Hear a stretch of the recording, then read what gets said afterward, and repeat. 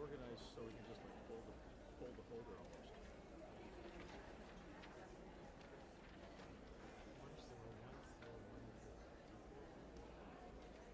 Favorite configuration, but we'll get through it.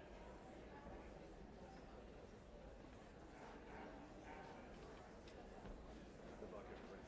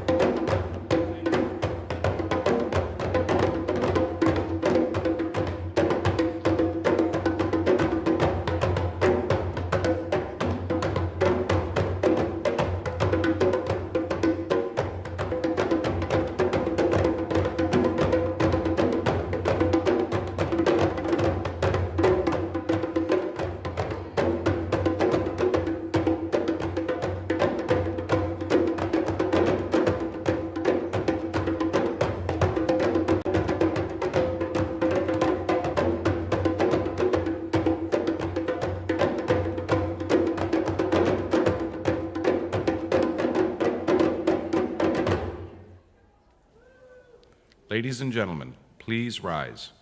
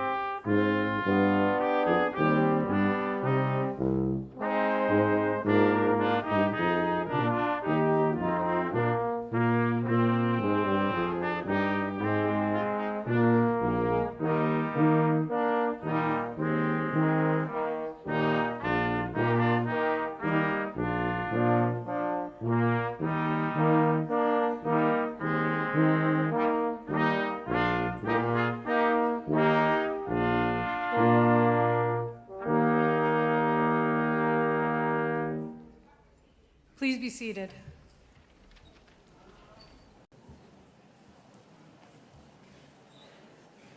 Good afternoon.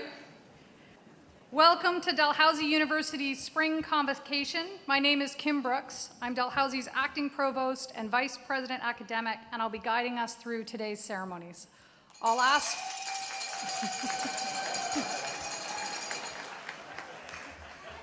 It's a warm-up. I'll ask folks to please turn off the sound on your cell phones, but all other noises that you feel like making over the course of Convocation today are absolutely welcome. I'm going to ask Elder Christmas to deliver the traditional Mi'kmaq welcome.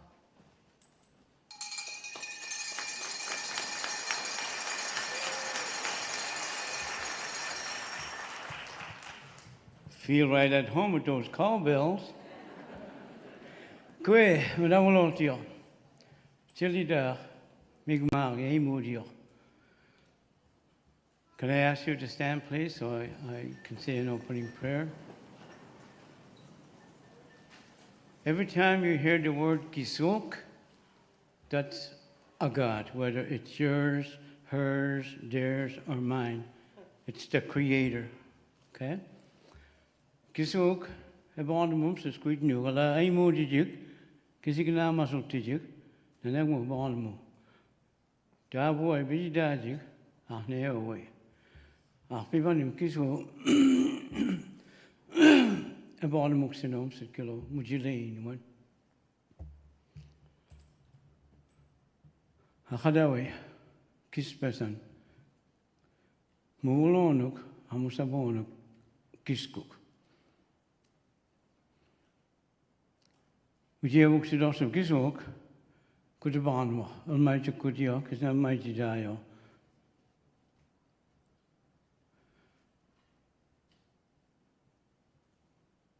Boy, that's deadly quiet.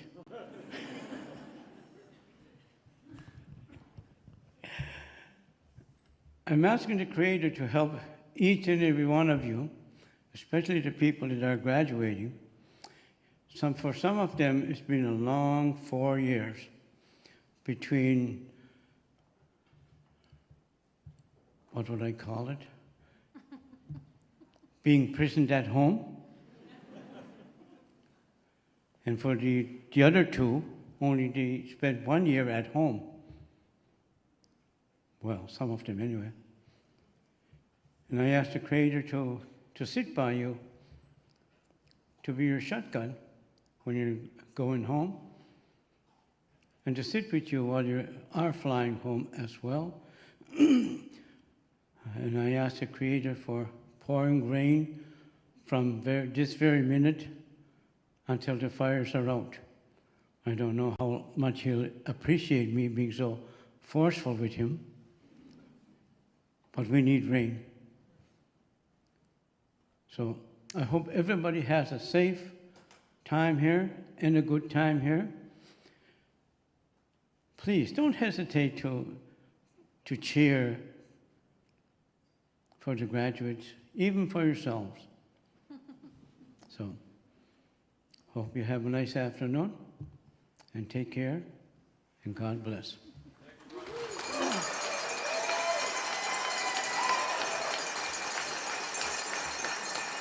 Please be seated.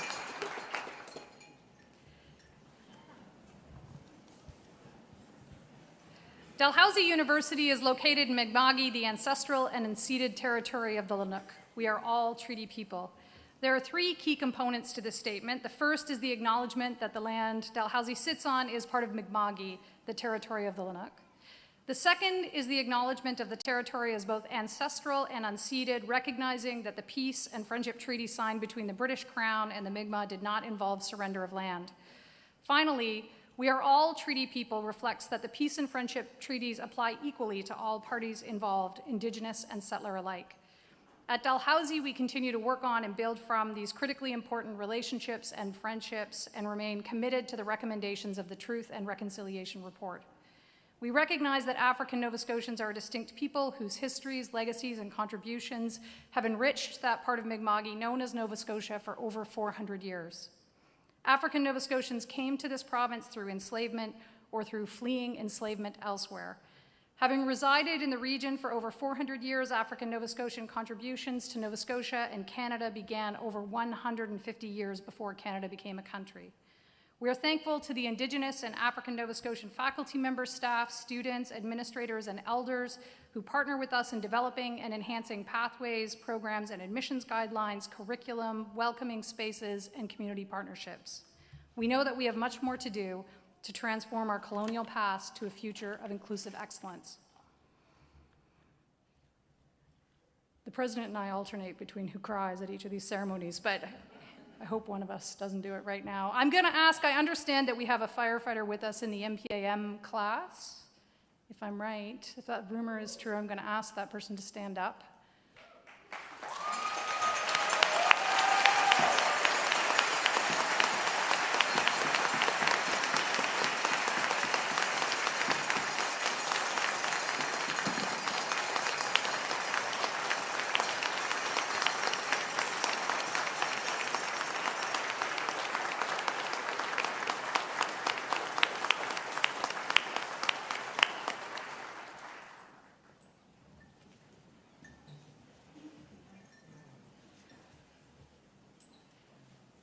Let's talk about the song, The Gambler.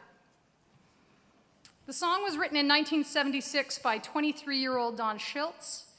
A number of musical artists recorded it without much popular take-up until Kenny Rogers cut a version of it in 1978. Kenny won the Grammy Award for Best Male Country Vocal Performance primarily on the strength of the song. Show of hands, who knows at least some of The Gambler? That was going to be good. This song is written in the first person. The singer is someone who boards a train bound for nowhere. He sits beside a stranger who, for a cigarette and a taste of whiskey, offers the singer some advice. The chorus is the most famous part. When I was in grade school, I was told to not sing the words in the choir, but just to mouth them. So I'm going to read these, but if you need to sing along, because as soon as I start saying it, it will just come to you. You're more than welcome to join me. You know you've got to hold them. You got to sing with me or else I'm not going to be able to do it. You got to know when to hold them, to fold them, know when to walk away, and know when to run. You never count your money when you're sitting at the table. There'll be time enough for counting when the dealing's done. We won't send this one to anyone. There is a lot of good advice in that chorus. Know when to exit a moment. Don't count your money because that's depressing. Focus on the thing in front of you. But the part of the song that stops my heart in a way that sometimes makes me cry when I'm alone and I think about it too much, and maybe because I am overtired, is this part. Every gambler knows that the secret to surviving is knowing what to throw away and knowing what to keep, because every hand's a winner and every hand's a loser. Let me stop there. Every hand's a winner and every hand is a loser. Those have got to be the most profound 10 words ever written into a song. I cannot believe that the person who wrote them was 23. In such a simple way, the songwriter reminds us that we get the cards we get. It's not the cards, but how we're going to see them and play them that will matter. It is amazing what you can learn from country music. You are graduates of the Faculty of Management at Dalhousie. Let me propose to you that every single important challenge in the world is one that you have a role to play in resolving. Among you are people who know a lot about fintech and wikis, public sector leadership and supply chain, making sense of an organization's trajectory using numeracy, and communicating effectively with all kinds of different humans in all kinds of different circumstances. Each of you has your own deep expertise in the specific subject areas you choose to study.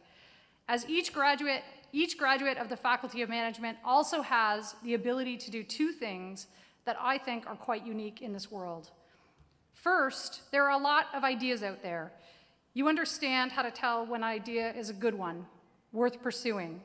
When you take financial literacy, information literacy, the ability to identify risks, strategic focus, a commitment to sustainability, an ethical mindset, knowledge about the structures of government, not-for-profit, and private sectors, and a sense of how the domestic intersects with the global, you have knowledge about the things that will help you assess whether or not an idea is worth spending time and resources to pursue. Someone once said to me, I think in a way meant to draw attention to the quality of the idea I was offering, quote, "Everyone has ideas, Kim. Very few people can see that their ideas are bad." You are not those people. You have the right competencies to sort out the great ideas from the good ones. Second, you have a commitment to bringing ideas to life, or put more simply, you are well positioned to actually do things.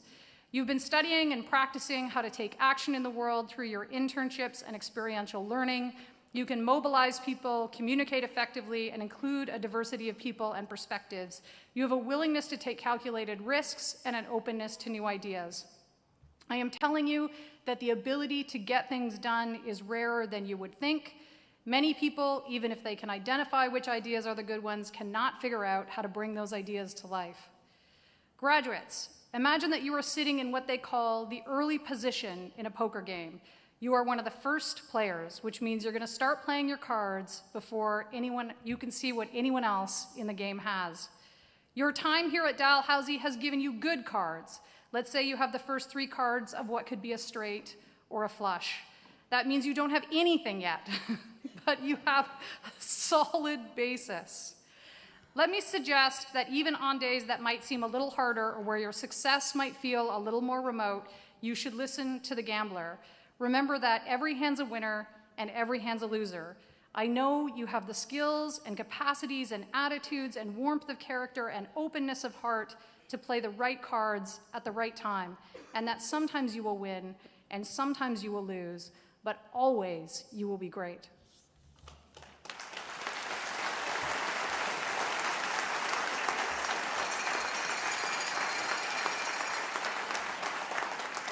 As we proceed with the presentation of diplomas and degrees, I want to make sure everyone feels encouraged to show their enthusiasms for their graduates.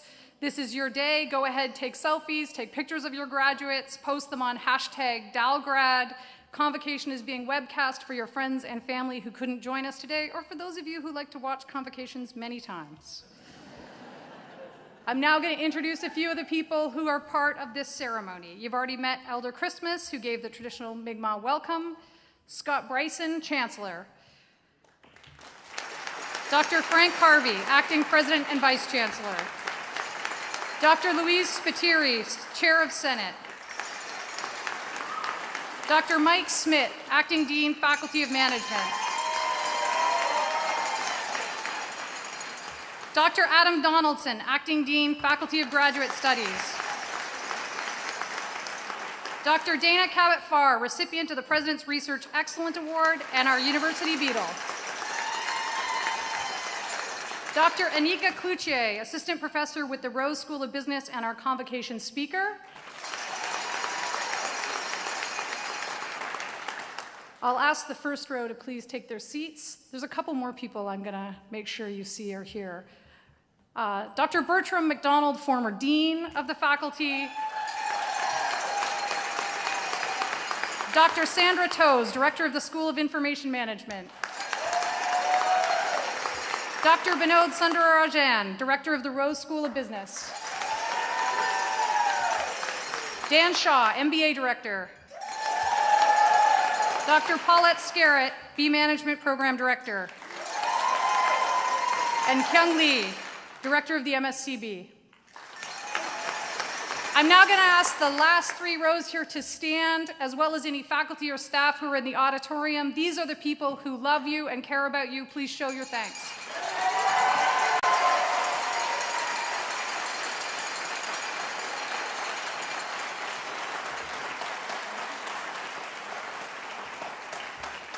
It's my pleasure to introduce Acting President and Vice Chancellor of Dalhousie University, Dr. Frank Harvey, who will give opening remarks.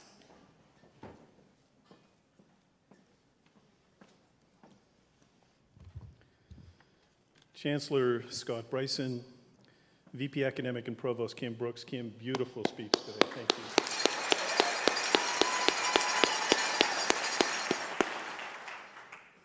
Elder Tom Christmas, thank you for that beautiful and warm Mi'kmaq welcome today. We really appreciate that. Acting Dean Mike Smith. Family and friends, members of the academic procession, and of course, our graduates. It is an honor for me to be a part of this important ceremony today and to have the distinct privilege of serving as Dalhousie's acting president. Before I go any further, I want to acknowledge that we are all deeply concerned and saddened about the fires in Tantallon, Hammonds Plains, Shelburne areas of the province, the emergency that has been declared by the province. The most recent announcement noted that at least around Tantallon, that some of the emergency evacuations have been rescinded. That is good news, and hopefully Elder Christmas's prayer that we have rain will be coming soon. I know I speak on behalf of everyone here today and the entire Dalhousie community that our thoughts are with the families who have been forced to evacuate their homes, including many members of our Dalhousie community. We have reached out to our students and our faculty and our staff to help facilitate supports and accommodations for individuals who have been affected, and we will continue to monitor and do whatever we can to provide additional assistance as we move forward. To our graduates today, congratulations. What an awesome day this is. I suspect many of you are processing a range of different emotions. Some of you are feeling sadness at the thought of leaving Dal and the Halifax community and many close friends. Others, I suspect, are feeling joy at the thought of leaving Halifax and Dalhousie to begin a new job and maybe a new program. Possibly a little anxiety for those who aren't yet sure what next steps hold. Don't worry, you've got this, and I'll go through some of the reasons why in a moment. Many, I'm sure, are feeling immense gratitude for having so many awesome people in this room who have been so supportive of you along the way. But I hope as you work through your emotions that one of them is pride. Let's review some of the reasons why I think that emotion is entirely appropriate, and certainly many of the reasons why we are certainly proud of you. You've spent hundreds of hours in classes and tutorials. You've read thousands of pages from books and journal articles and research reports.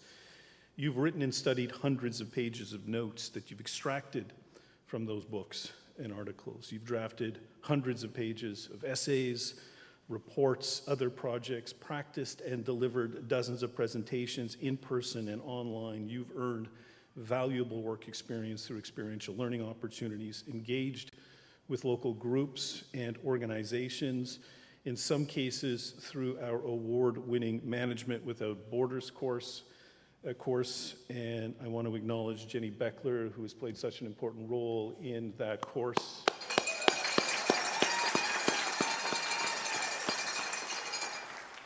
You've made connections and earned valuable work experience through co-ops.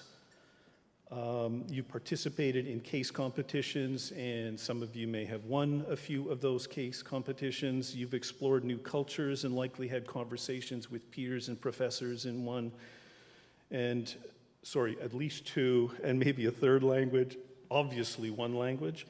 You may have attended a charity hockey game recently to watch the commerce team beat the engineering team and raise over $100,000 for the Canadian Cancer Society.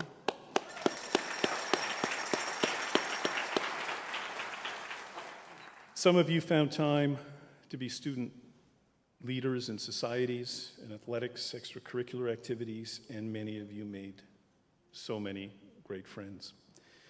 But what else have you acquired as a direct consequence of the enormous time and effort that you've invested over the last 4 to 5 years in your undergrad programs, or for some, the last 2 years completing your graduate degrees? I'm going to take a breath and I'm going to work my way through this list, picking up on Provost Brooks' themes about having a solid basis. You've been introduced to the complexities of our global challenges and the need for innovative forms of management, business administration, public administration, information, management, environmental sciences, all needed to address these challenges. You have a much clearer understanding and expertise in macro and micro organizational behavior, structures, cultures, and human social interactions within them. You have a strong understanding of organizational leadership, best practices for strategic corporate decision-making, how to motivate teams, how to drive organizational success. You've refined your oral presentation and written communication skills, teamwork and collaboration skills, problem-solving and decision-making skills, time management skills to prioritize tasks, meet deadlines, manage the multiple responsibilities that you had to simultaneously juggle as you completed your degree. Strategic thinking skills to analyze market trends, evaluate competitive landscapes, understand external market forces and competition, develop long-term plans for organizational success. You've improved your analytical and critical thinking skills to solve complex business problems and dilemmas. Project management skills to improve planning, organizing, and executing projects and under resource constraints. Adaptability and change management skills to understand how to survive in constantly changing business environments, how to adapt technology through those advancements, how to transition through organizational change. Data analytics skills to improve data-driven and evidence-based decision-making. You understand how to collect, analyze, and interpret data and use statistical software and data visualization techniques. You've acquired financial literacy skills. You understand financial management principles, budget and financial models. You understand the core elements of entrepreneurship and innovation, how to handle uncertainty and when to embrace new technological innovations. You understand core marketing principles, concepts, strategies, market research techniques, consumer behavior, branding strategies, the challenges associated with effective supply chain management, production planning, inventory management, quality control, supply chain optimization, and you have a much clearer understanding of business ethics, corporate social responsibility, and sustainable business practices. And I suspect you have all acquired more self-confidence and self-understanding, and you have acquired sensitivity to cultural differences. Wow. Any combination of those skills, that expertise, those commitments would position you so well for any path, any profession, any career, any job, any vocation that you ultimately select. But I also know that as you completed your respective degrees and as you acquired this knowledge and these skills, that you spent a good part of your time managing and balancing university commitments and work and family lives and social lives, dealing with relationships and social pressures, being away from family and friends, anxieties about your programs and your future, student housing challenges, managing your budget, and in many cases juggling 1, 2, possibly more jobs to cover tuition. And you had to do all of that while navigating a global pandemic and the transition to online and hybrid learning and the disorienting effects of that deep sense of isolation. All of this required extraordinary and truly inspiring levels of resilience, perseverance, and dedication, and I am sure many of you dealt with personal and emotional crises tied to losses, personal losses, likely tied to the pandemic. Your graduation captures in a single moment as you cross the stage the essence of your capacity and your willingness to succeed anywhere by applying the life lessons, the skills, the knowledge, the expertise, the passions, the resilience, and the life choices that you've lived through over the past several years. These are some of the reasons we're celebrating today. These are some of the reasons your family and your friends, everybody on the platform, and our entire Dalhousie community are so incredibly proud of you. These are the reasons that you inspire all of us. So please make some noise. Congratulations.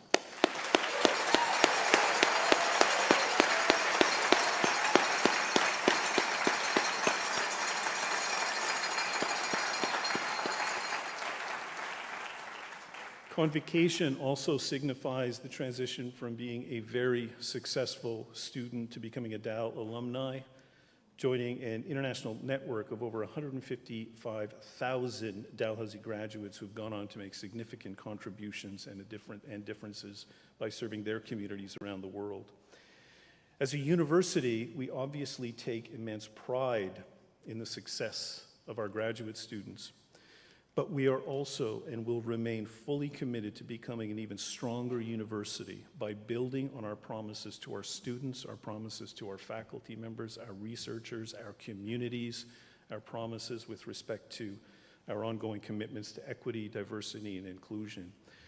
The objective there is to build on our reputation, build on our legacy, so the value of your degree, what it means to have a degree from Dalhousie, will continue to appreciate and grow and expand over time. This is our promise to you, our commitment to you as alumni of Dalhousie. So thank you for choosing Dal.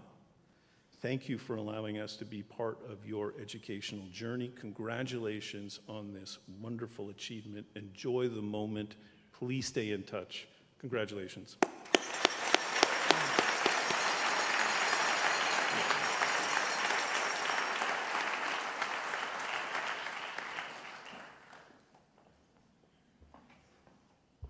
Thank you, President Harvey.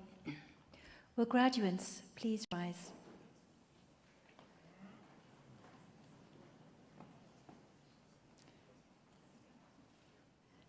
Chancellor Bryson? Chancellor Bryson?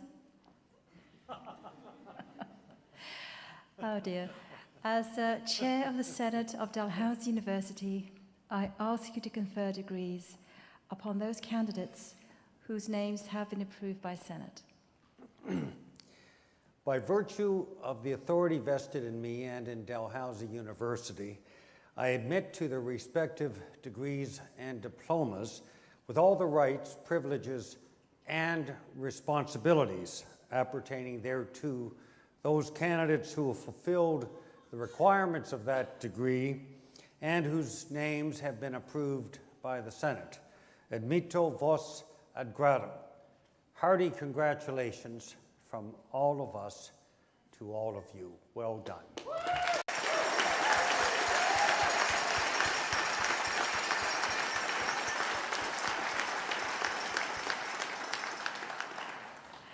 Graduates, please be seated.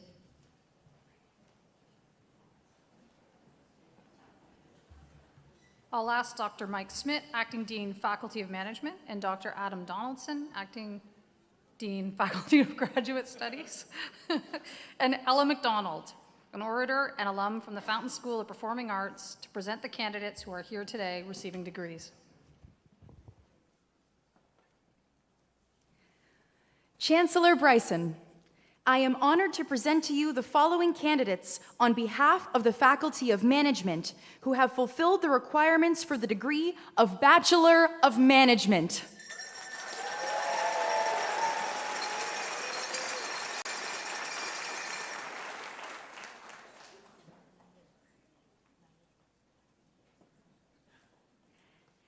Nair A, with distinction.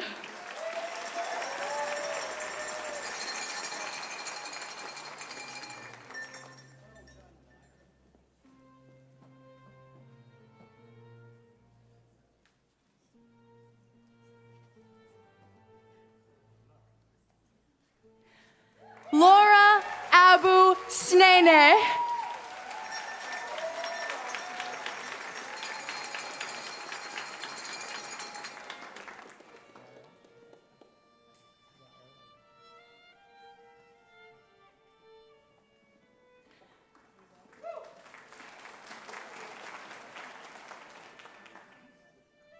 Wael El Ghajem, major in entrepreneurship and innovation.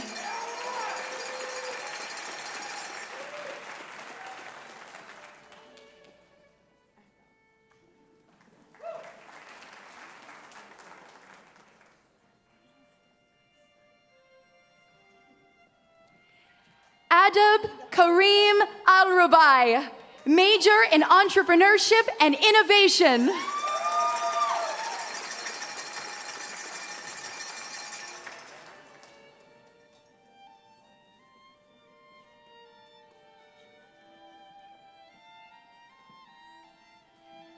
Shobai Bai, Bachelor of Management.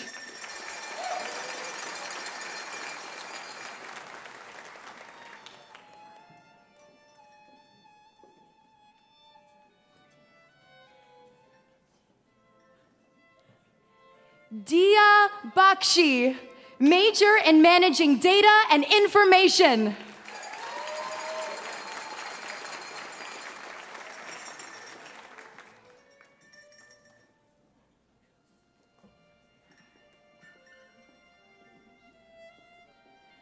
Sarah Margaret Boudreau, Major in Leadership and Organization with Distinction.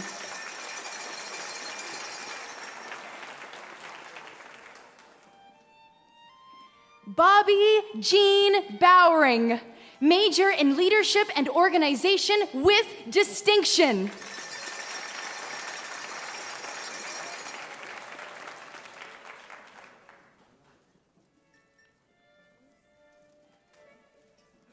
Leah Crystal Clark, Major in Entrepreneurship and Innovation with Distinction.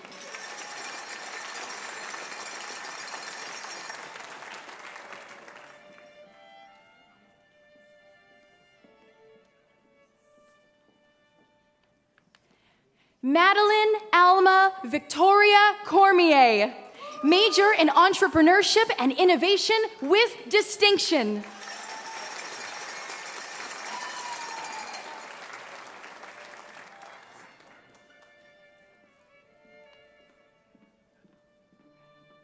Brett Crossley, Bachelor of Management with Distinction.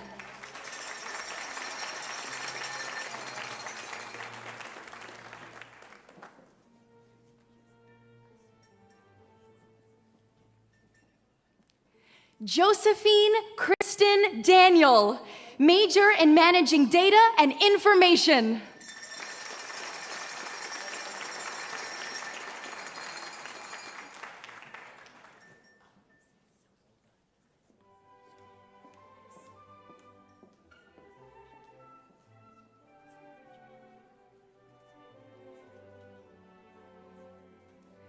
Sophika Grace Dimitrijan, Major in Entrepreneurship and Innovation.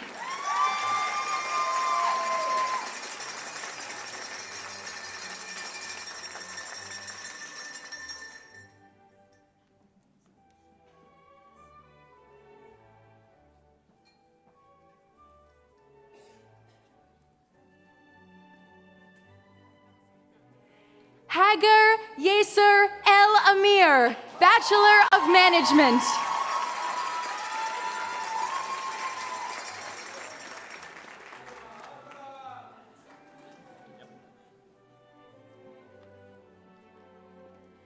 Robert William Fleming, Bachelor of Management.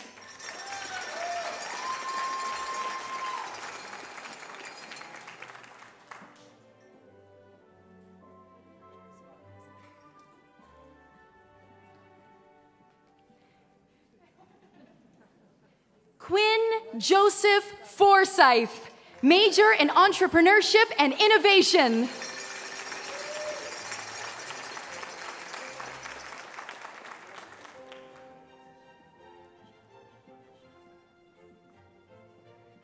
Xia Go, Bachelor of Management.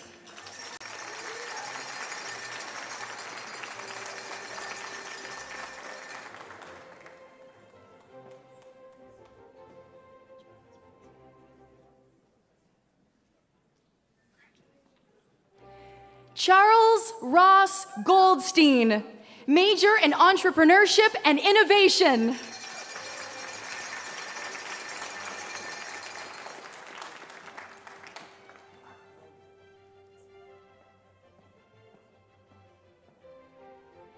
Sophie Heller Marks, Major in Environment, Sustainability, and Society with Distinction.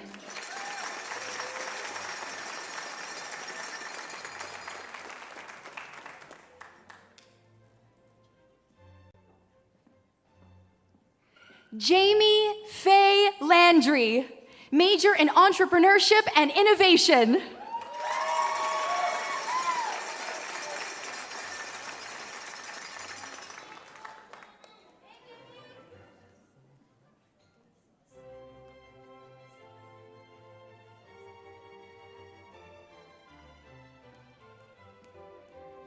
Sang-wook Lim, major in entrepreneurship and innovation.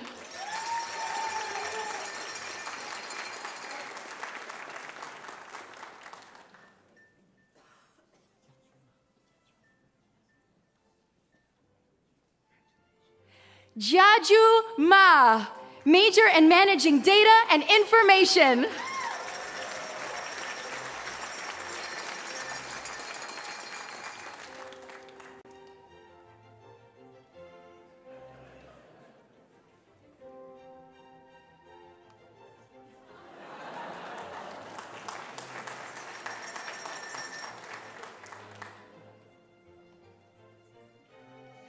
Caroline Claire McDonald, major in public sector management.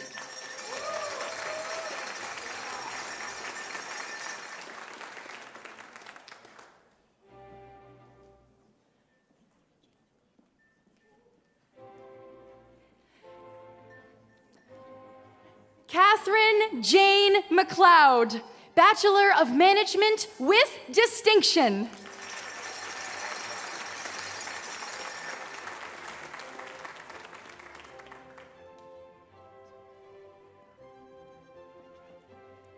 Leland James Monroe McLeod, major in entrepreneurship and innovation with distinction.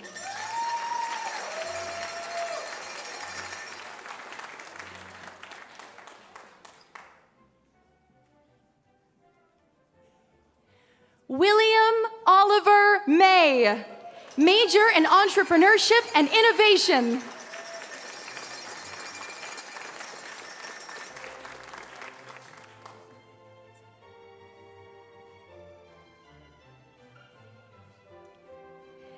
Kaysen Carter Martin, Bachelor of Management.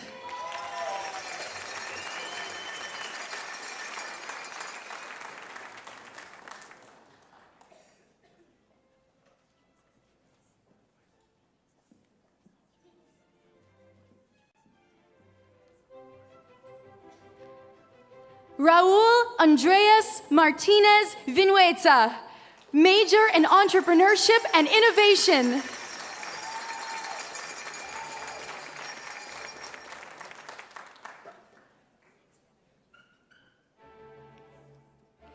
Alexa McFadgen, major in entrepreneurship and innovation.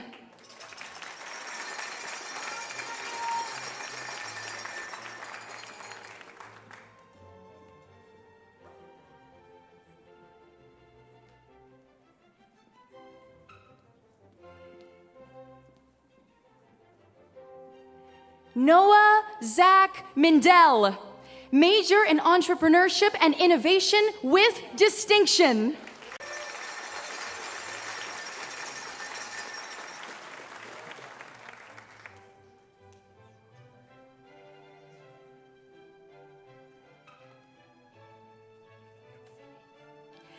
Adam Nicholas Strong Murphy, major in entrepreneurship and innovation.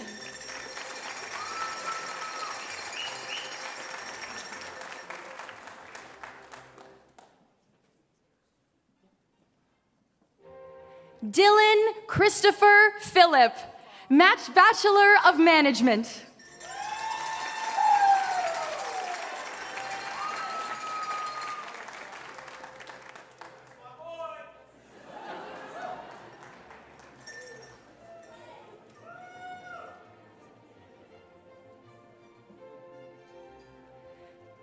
Hussein Akram Reda, major in entrepreneurship and innovation.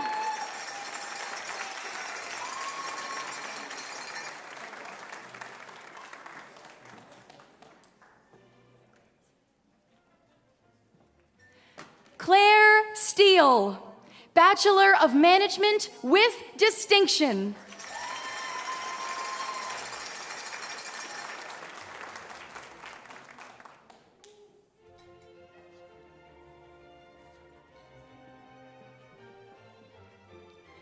Alicia Laura Storty, major in entrepreneurship and innovation.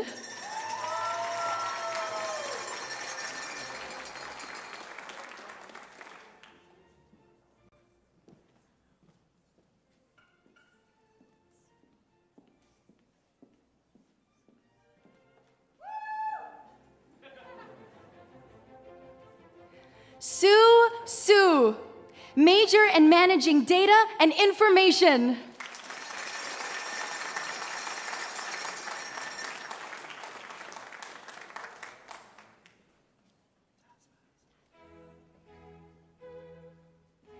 Anthony Tazbaz, major in entrepreneurship and innovation.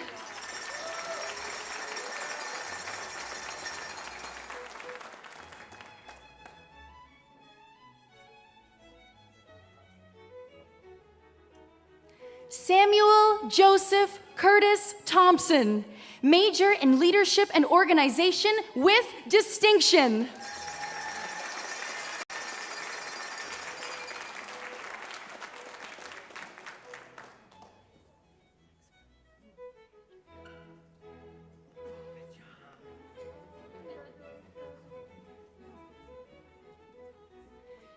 Maxwell William Adair Turner, Bachelor of Management.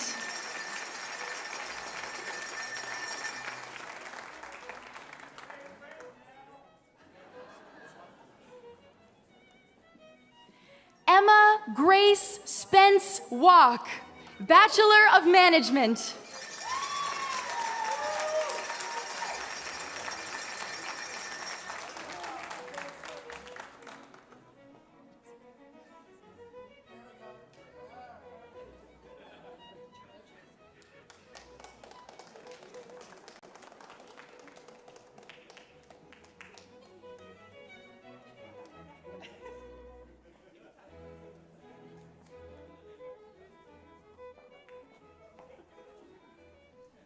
Jessica Lynn Wilson, Bachelor of Management with distinction.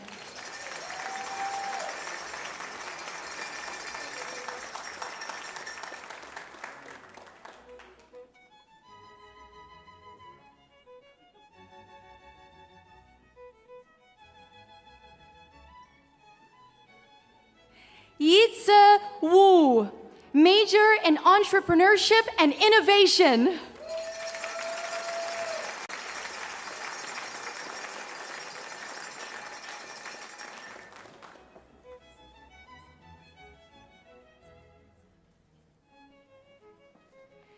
Sabrina Zaman, major in managing data and information with distinction.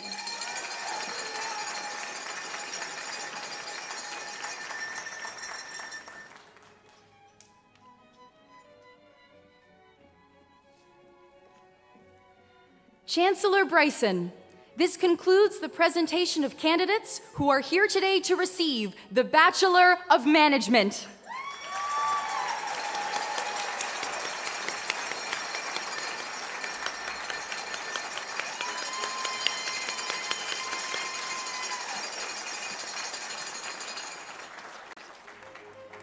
Chancellor Bryson, I am honored to present to you, on behalf of the Faculty of Graduate Studies, the following candidates who have fulfilled the requirements for the Graduate Diploma in Information Management.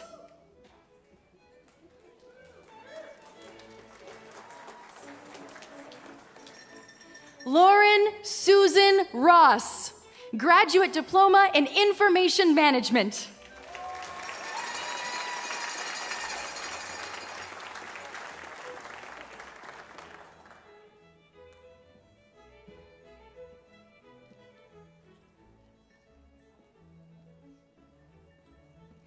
Chancellor Bryson, this concludes the presentation of candidates who are here today to receive the Graduate Diploma in Information Management.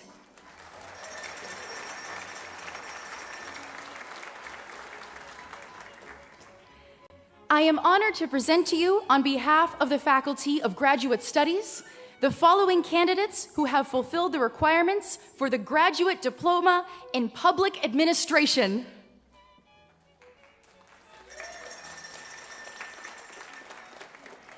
Cynthia Dawn Carroll.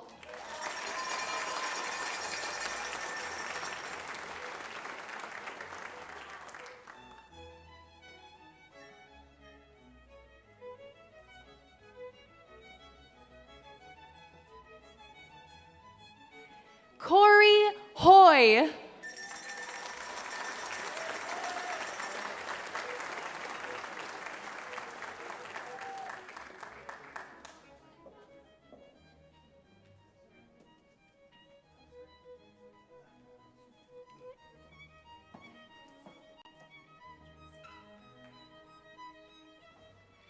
Tracy Lynn McCullough.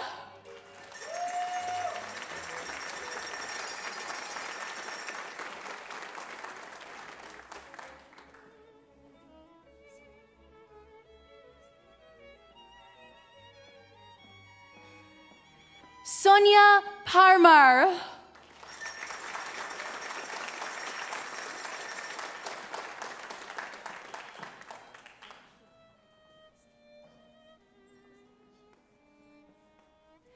Christine Chin Young.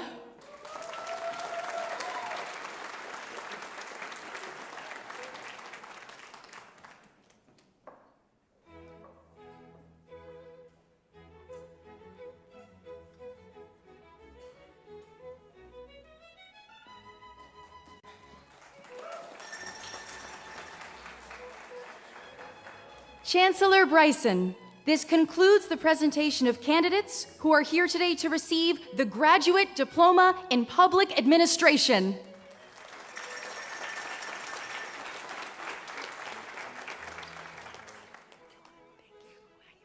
Chancellor Bryson, I am honored to present to you on behalf of the Faculty of Graduate Studies the following candidates who have fulfilled the requirements for the Master of Business Administration.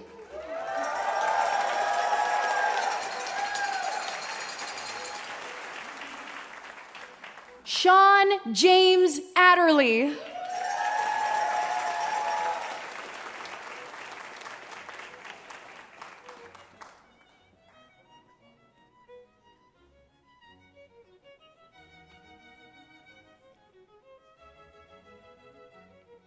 Khalil Amarshi.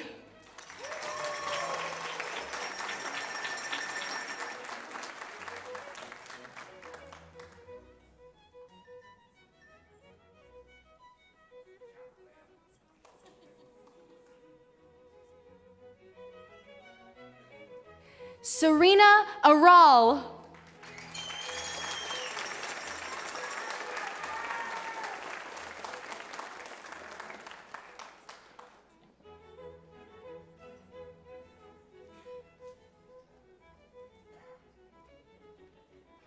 Megan Elizabeth Bell.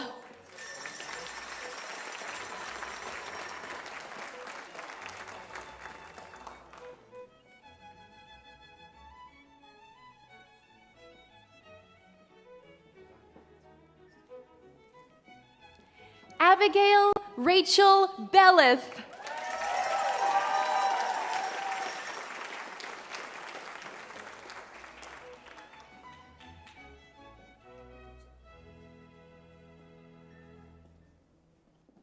James Calvin Berzook.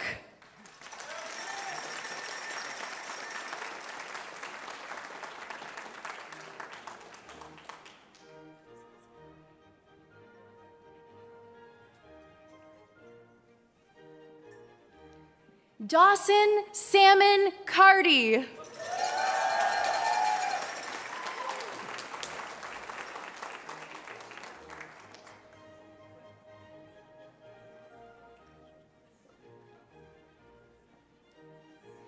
Prem Ramesh Chandran.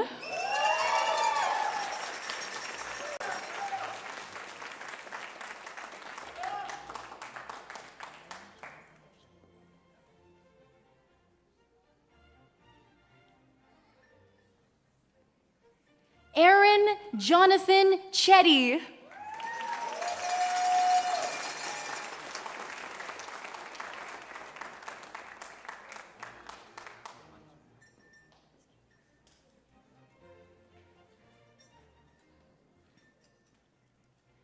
Johannes Curioso.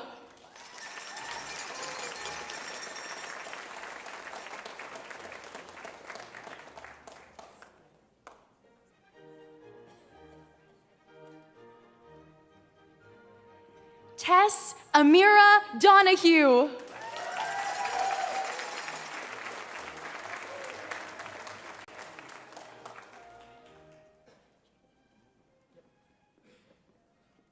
Ryan Jacob Dunfield.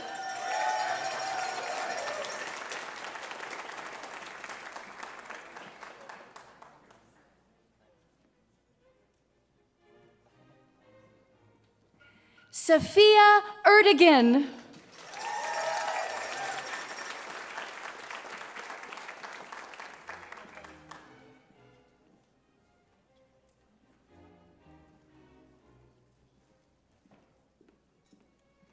Benjamin Anthony Fabello.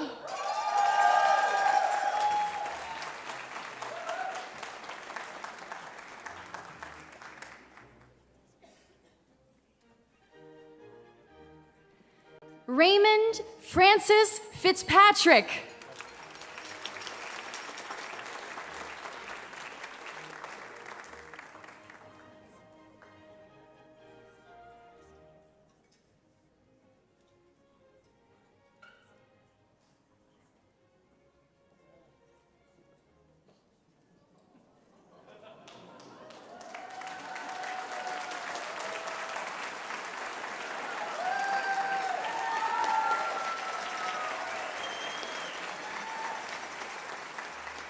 Christy Ann Forbes, joined by 2-week-old baby Adam.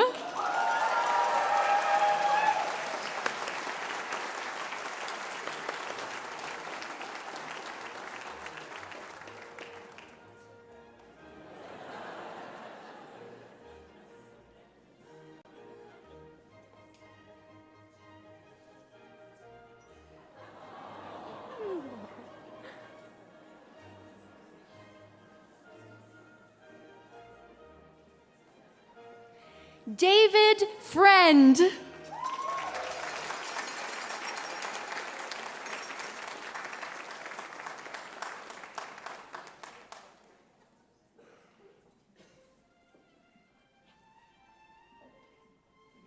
Ritu Gautam.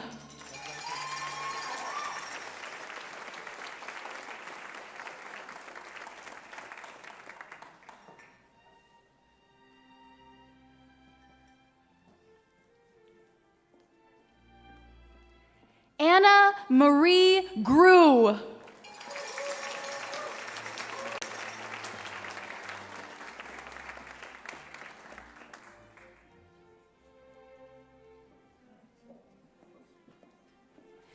Rachel Alice Hammond.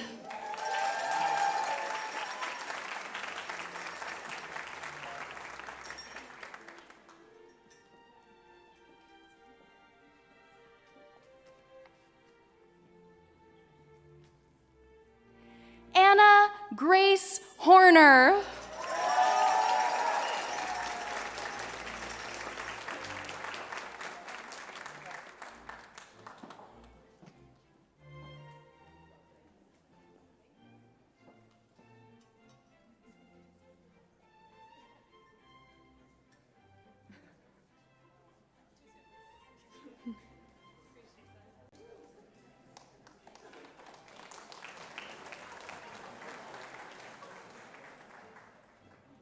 Abigail Horrigan.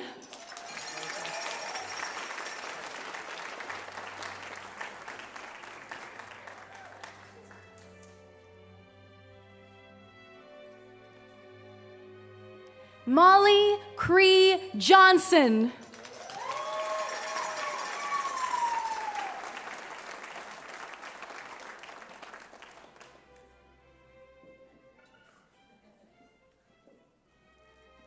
David Kyle Alexander Kerr.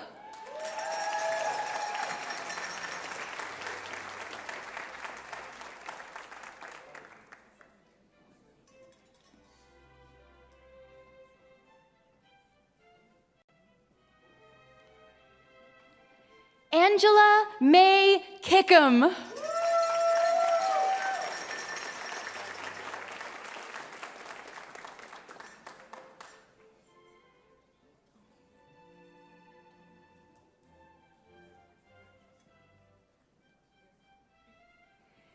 Yi Tong Liu, Master of Business Administration.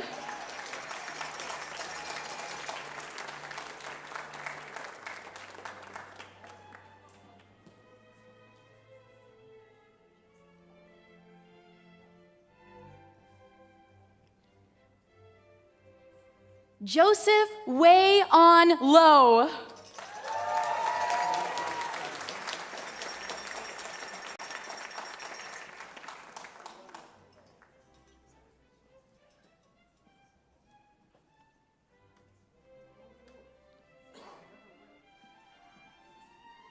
Todd Joseph McDonald.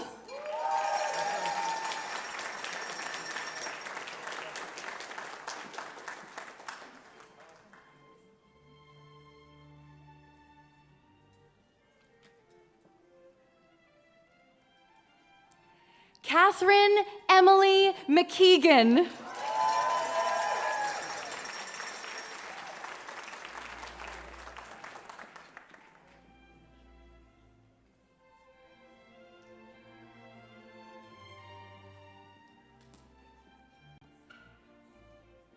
Natalie Musho.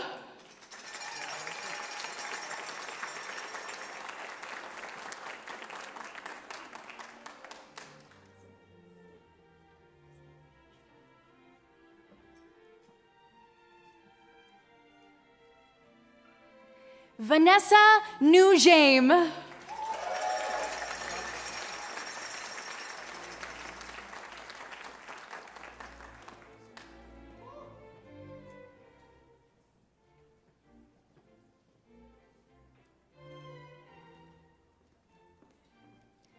Liam Joseph O'Leary.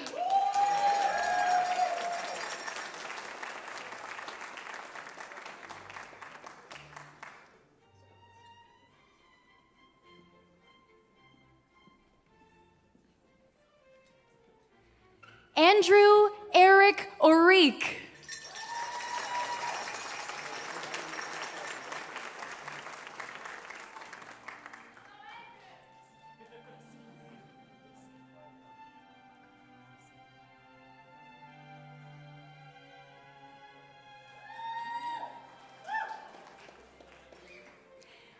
Isioma Oye Onwuka.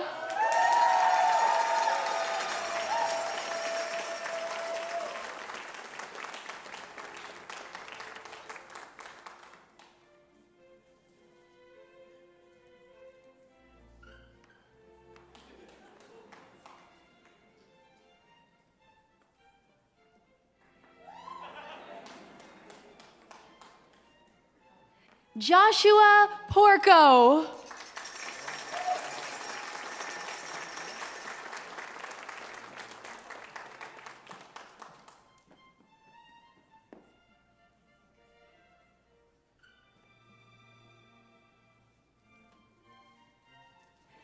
Maral Peretta.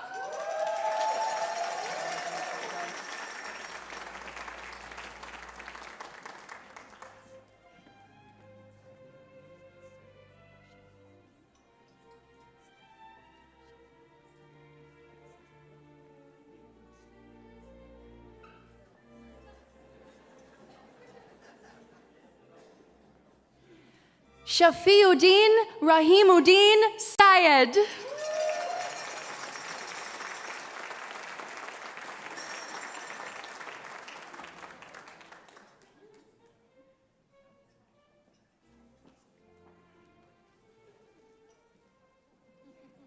Anne Grace Redden.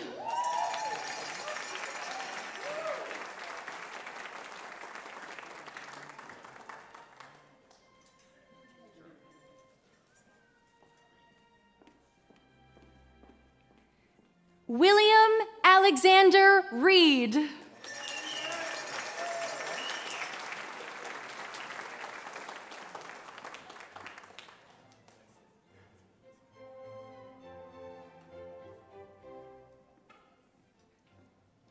Sophia Sarukian.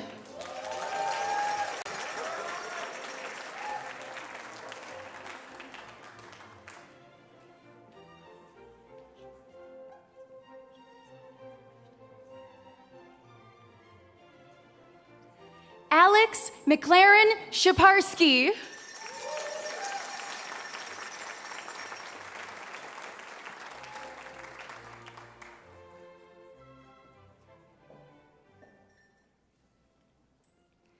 Catherine Ann Spooner.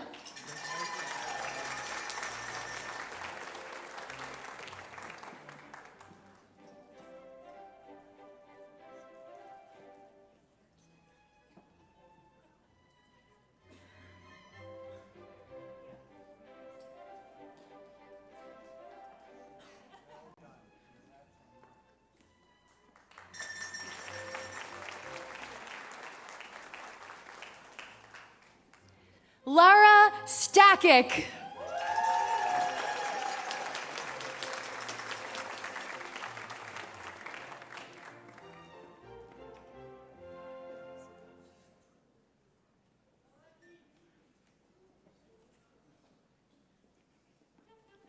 Lucas Mark Stefano.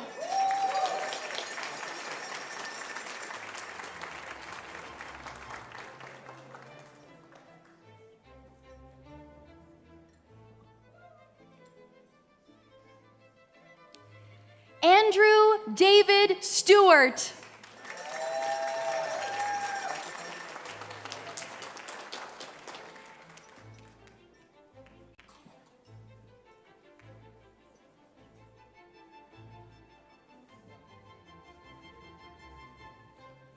Patty Ann Tracy.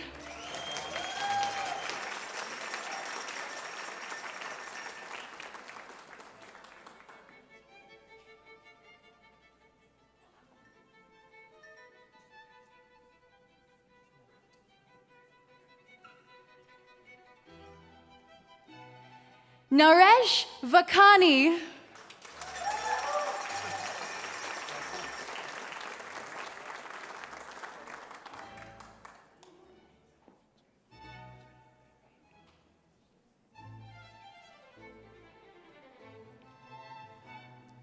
William Jeremy Warren.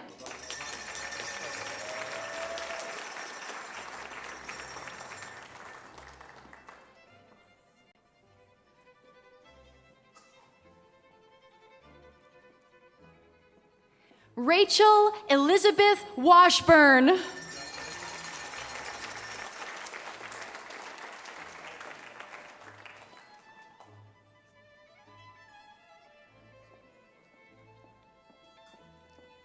Matthew Stephen Rankin Woods.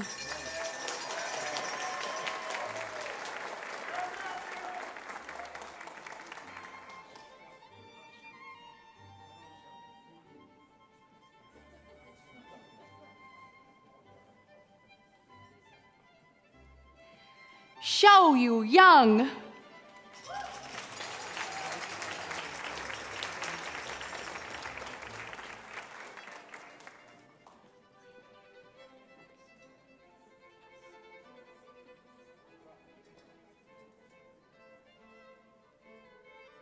Xin Yao.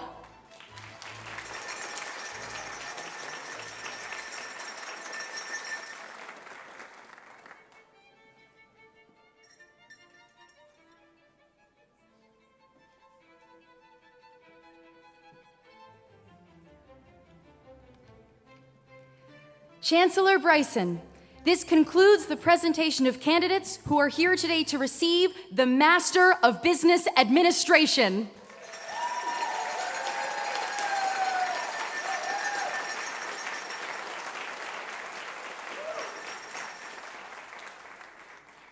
Chancellor Bryson, I am honored to present to you on behalf of the Faculty of Graduate Studies the following candidates who have fulfilled the requirements for the Master of Environmental Studies.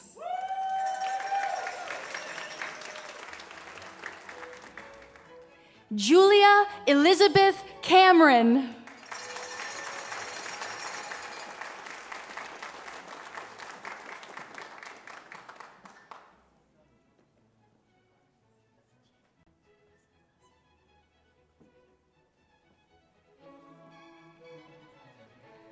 Giannina Giacosa Massa.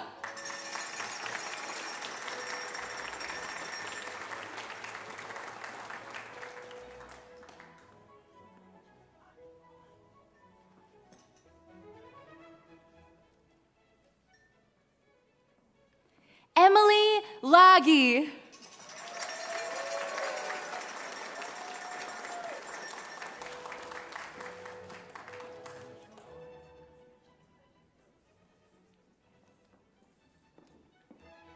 Connor Nishikawa.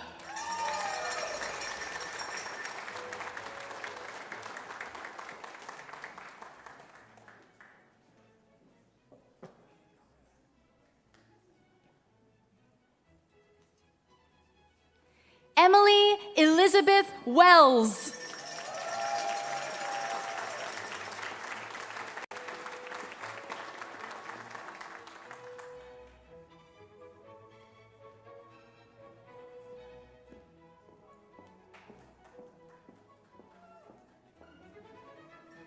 Chancellor Bryson, this concludes the presentation of candidates who are here today to receive the Master of Environmental Studies.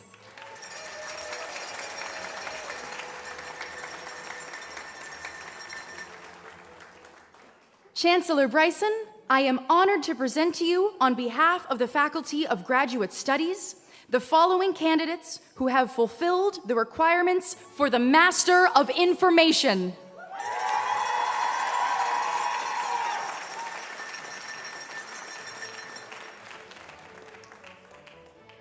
Annette Lucy Amenta.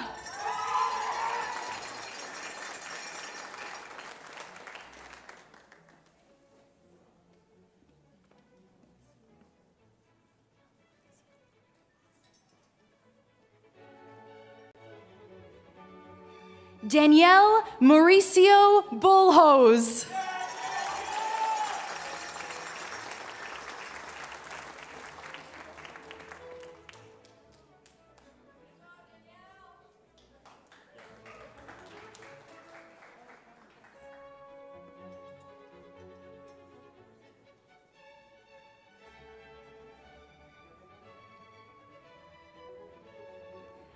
Mark Arturo Cruz.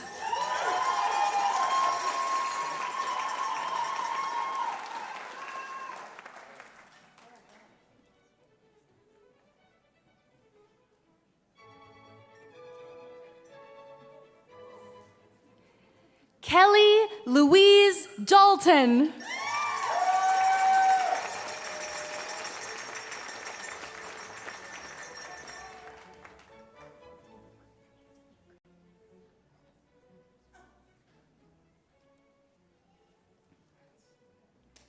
Hannah Corrine DeLucre.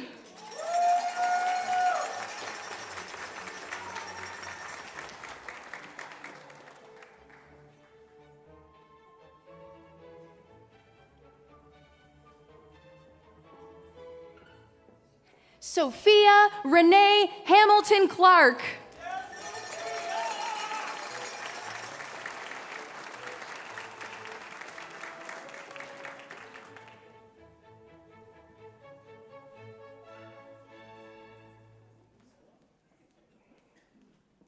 Madeline Hare.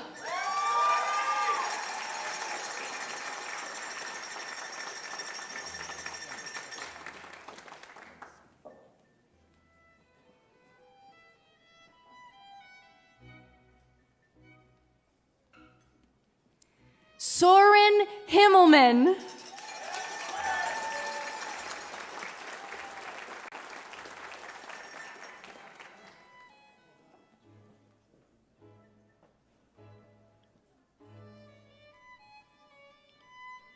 Charlie Emma Hook.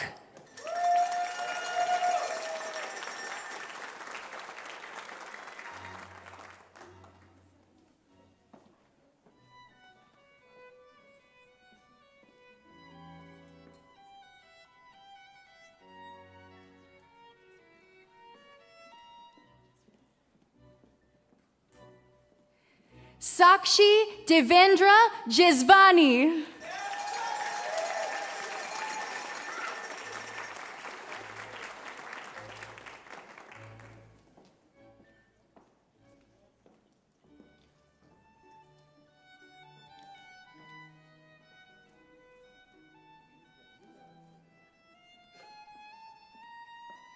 Madison Amy Johnston.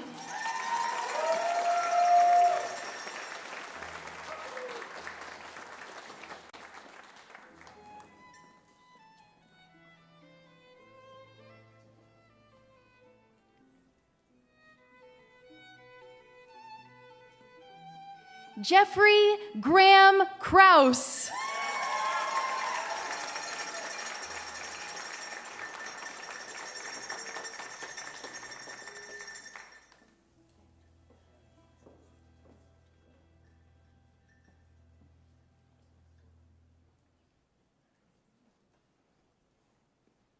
Jay Lee.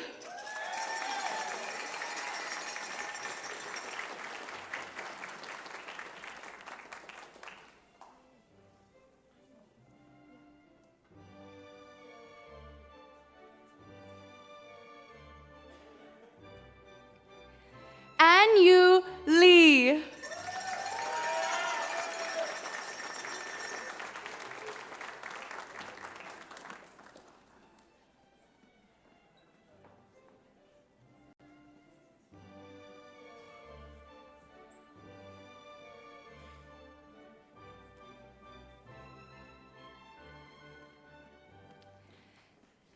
Selena Ann Marie McDonald.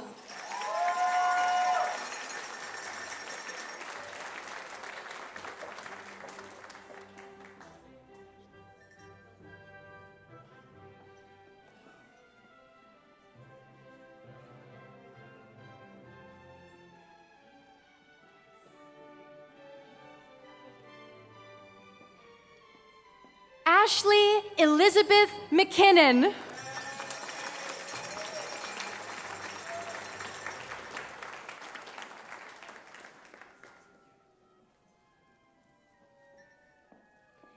Janine Susan McGregor.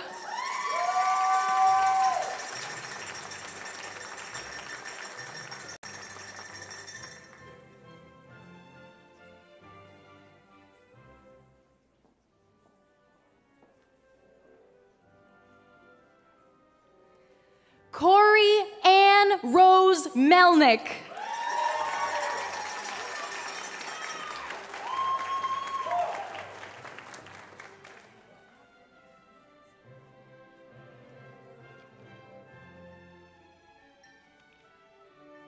Lara Morrison.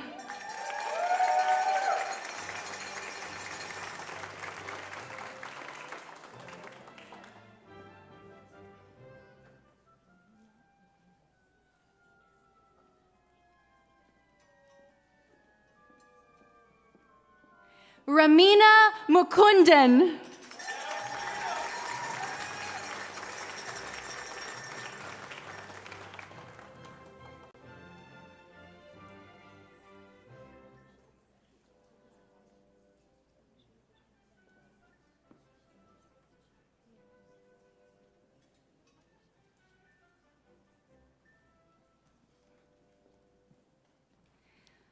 Vanshi Tushar Nagandi.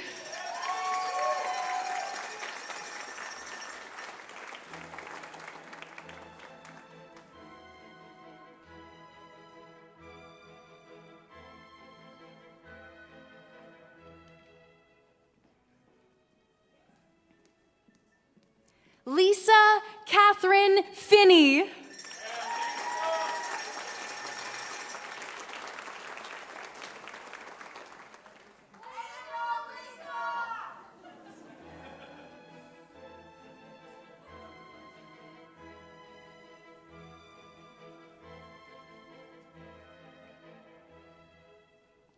Sophia Michael Room.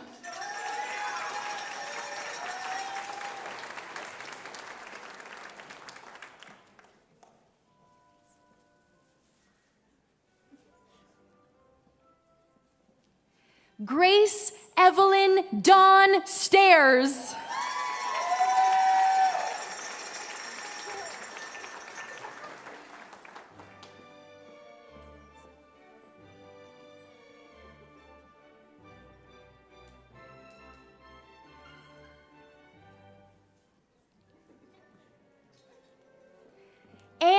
Elizabeth Summer Hayes.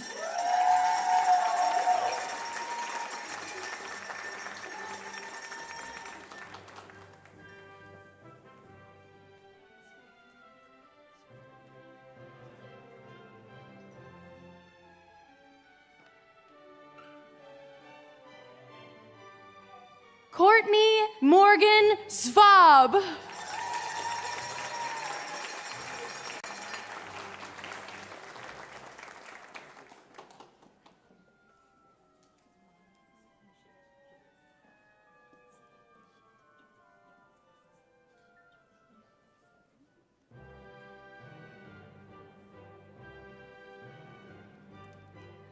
Mansi Nishit Trivedi.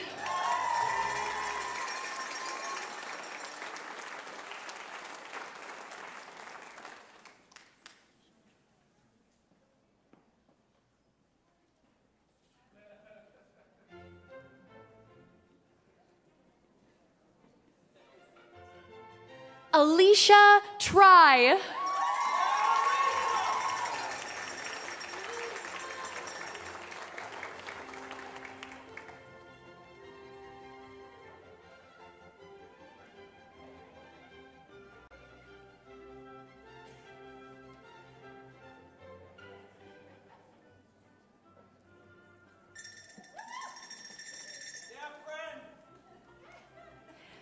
Chancellor Bryson, this concludes the presentation of candidates who are here today to receive the Master of Information.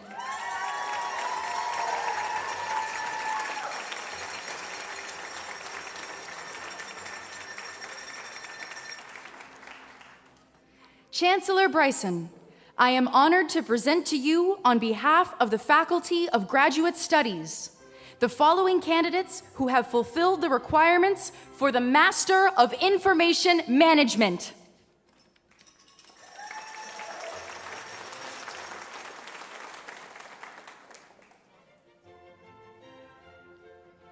Tanya Granger.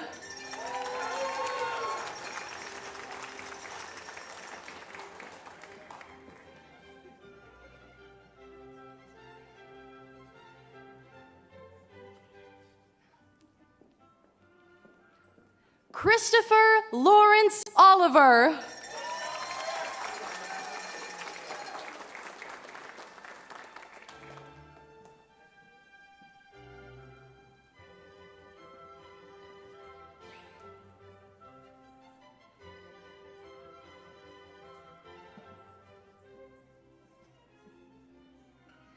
Chancellor Bryson, this concludes the presentation of candidates who are here today to receive the Master of Information Management.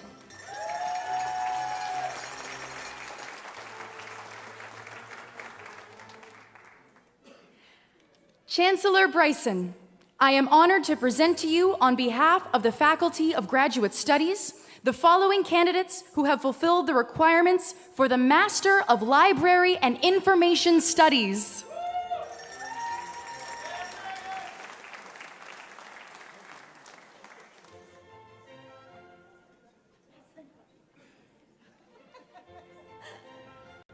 Megan Sarah Rout, Master of Library and Information Studies, and this morning, Megan also received the Juris Doctor.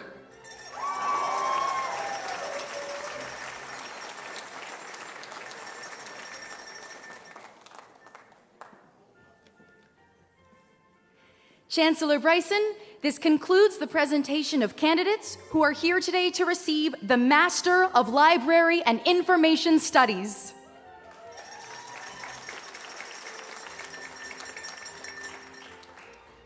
I am honored to present to you, on behalf of the Faculty of Graduate Studies, the following candidates who have fulfilled the requirements for the Master of Public Administration.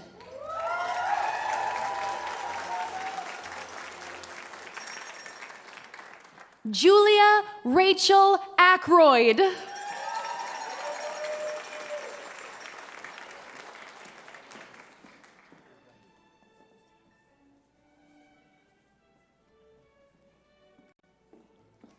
Taylor Lewis Adams. Adams.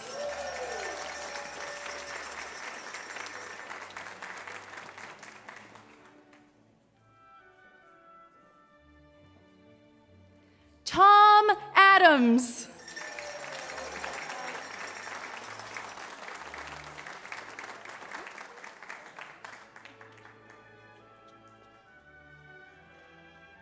Mitchell Lee Archibald.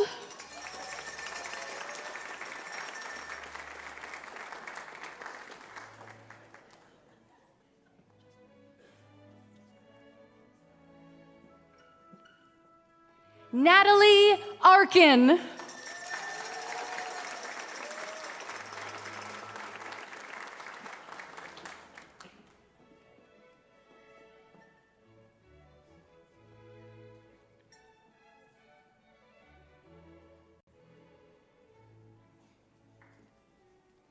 Lauren Alexandra Beckett.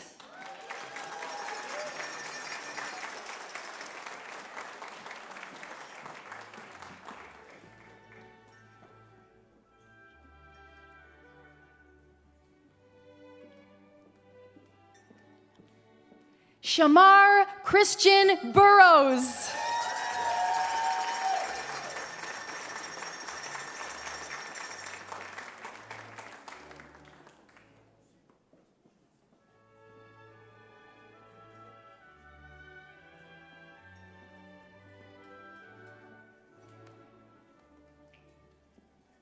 Kendra Young Burton.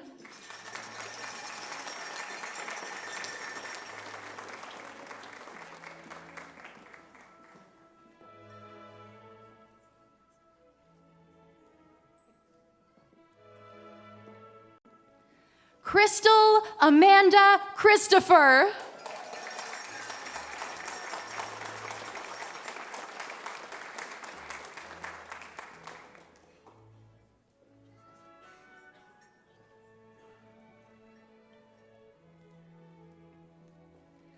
Victoria Lynn Da Silva.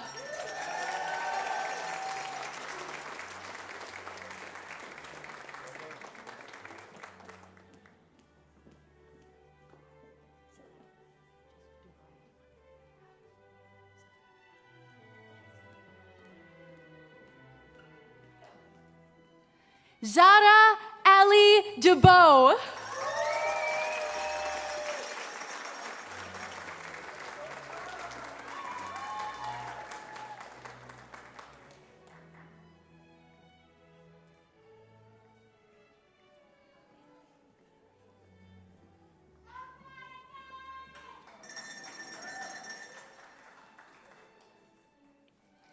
Ailing Ge.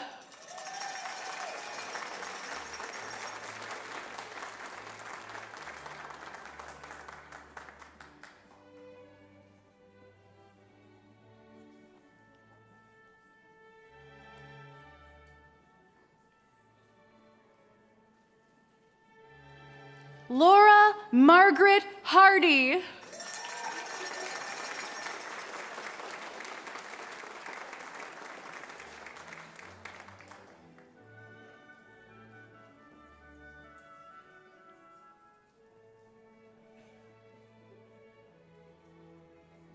Noah David Hollis.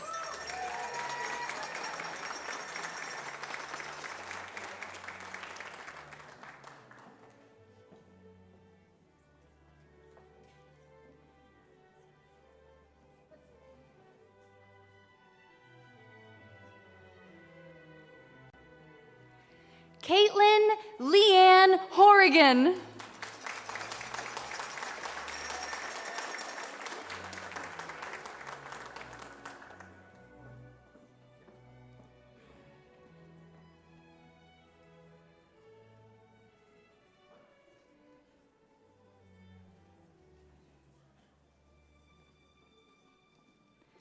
Corey Hoy.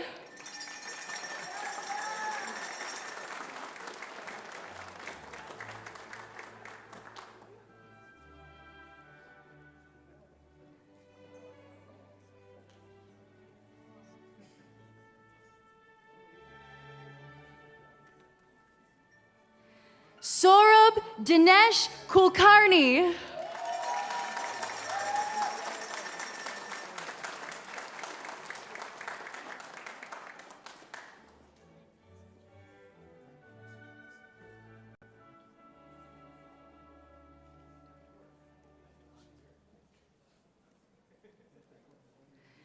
Daniel Jonathan Lenfest Jameson.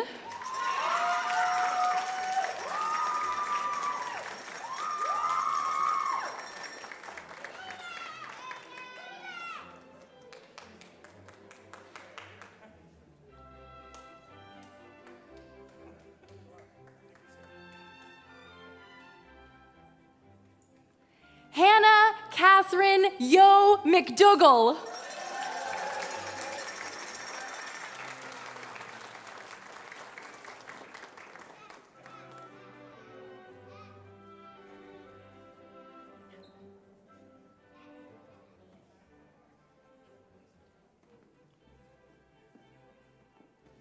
Vicky Gwendolyn Madzak.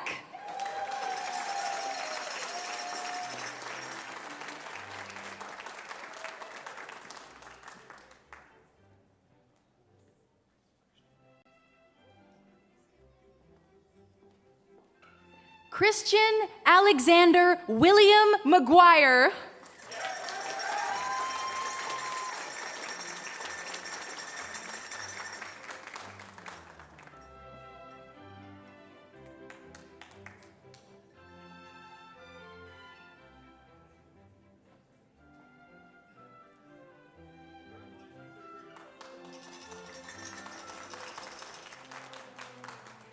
Tracy Lynn McCullough.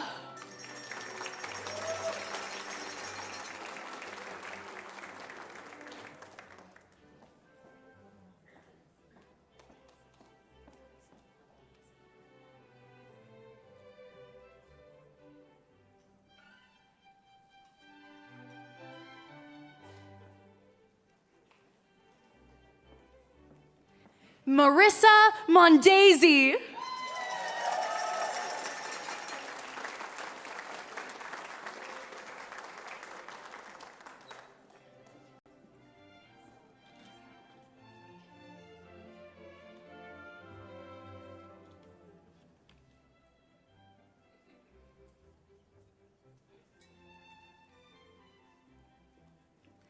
Catherine Lisa Newton.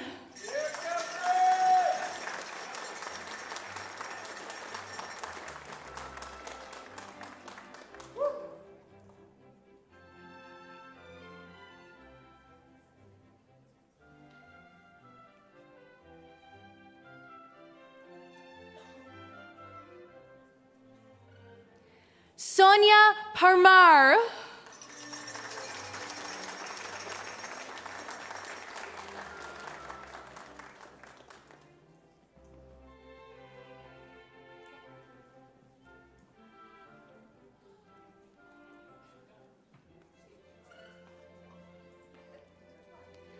Kendra Nicole Perrin.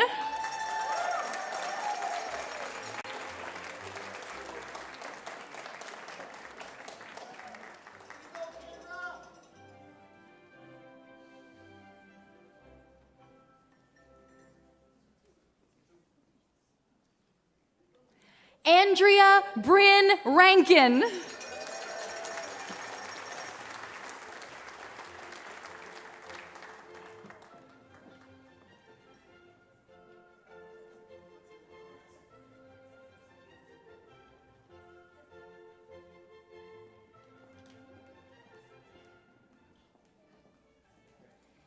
Bethany Jane Saunders, joined by Evie.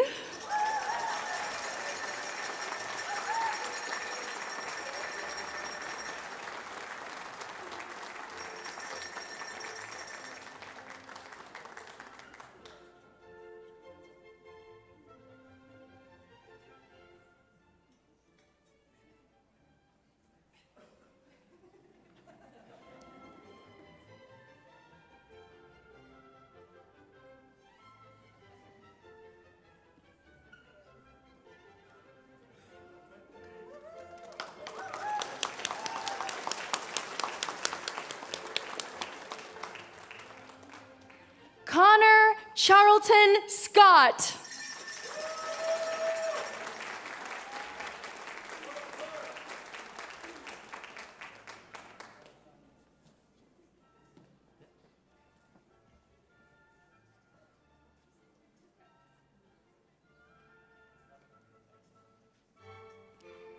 David James Taplin.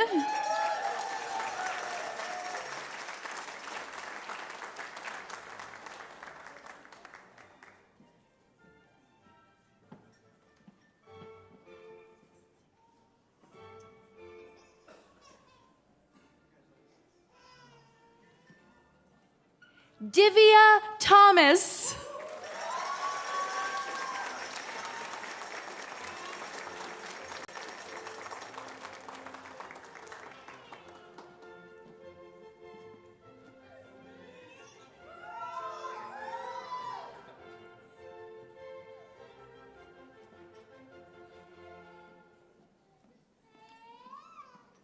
Naomi Rachel Vogt.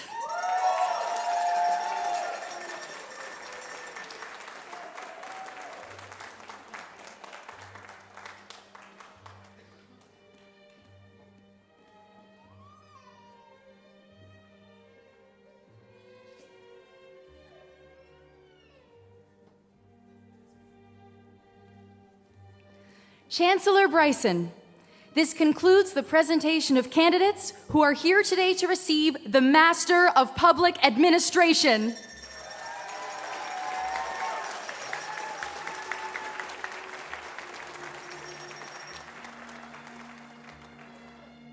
Chancellor Bryson, I am honored to present to you on behalf of the Faculty of Graduate Studies the following candidates who have fulfilled the requirements for the Master of Resource and Environmental Management.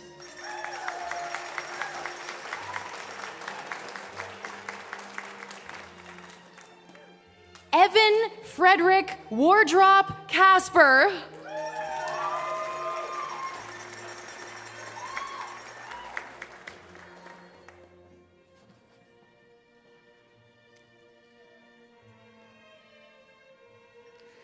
Chancellor Bryson, this concludes the presentation of candidates who are here today to receive the Master of Resource and Environmental Management.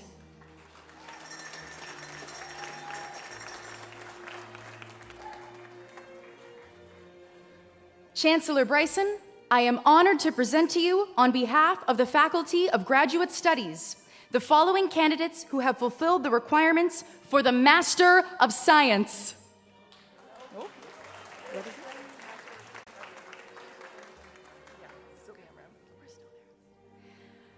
Pardon my mistake. We are still in the Master of Resource and Environmental Management.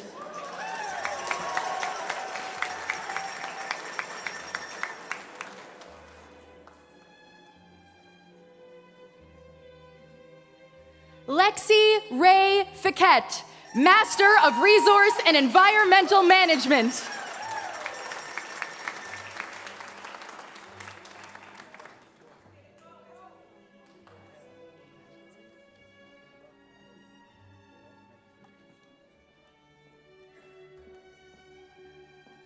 Colleen May Hutchinson.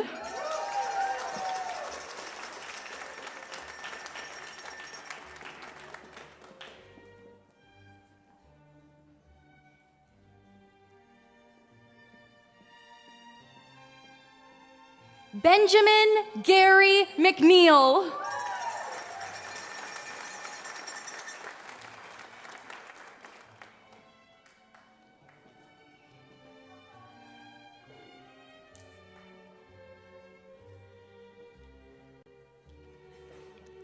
Sarah Nicole McLean.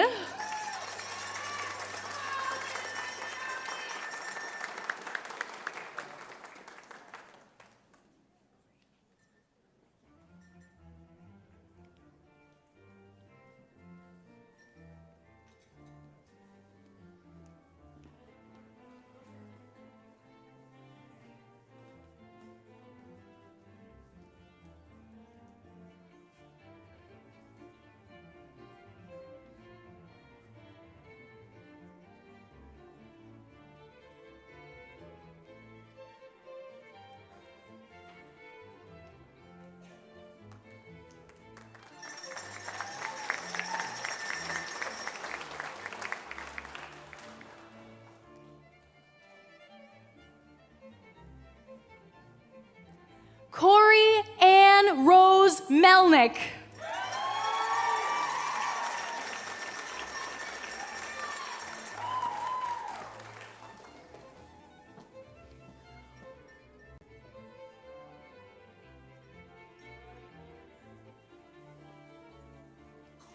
Phuc Polly Nguyen.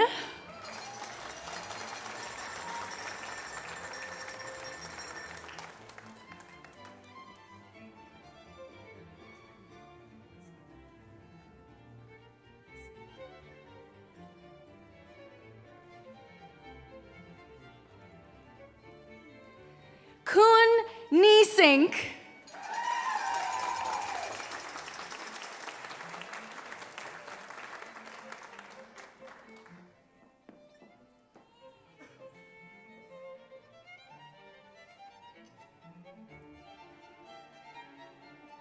Amelia Kyoko Paris.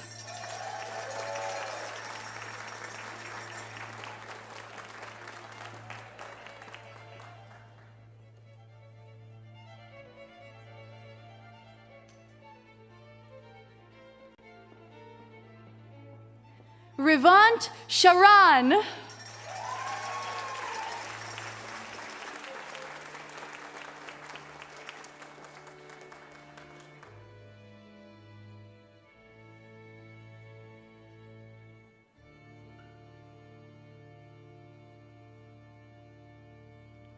Jillian Ann Shaw.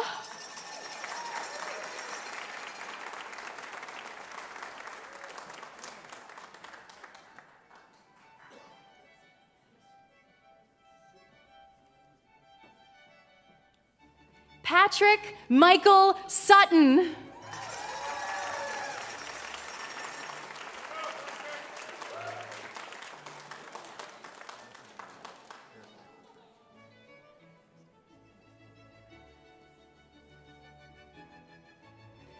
Eric Matthew Thurston.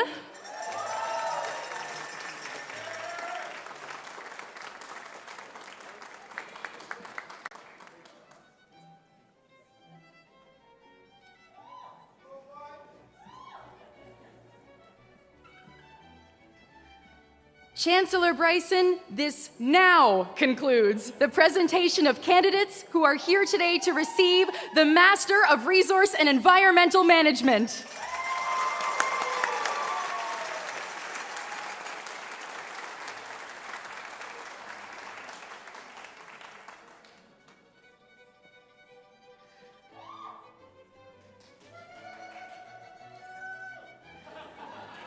Chancellor Bryson, I am honored to present to you, on behalf of the Faculty of Graduate Studies, the following candidates who have fulfilled the requirements for the Master of Science.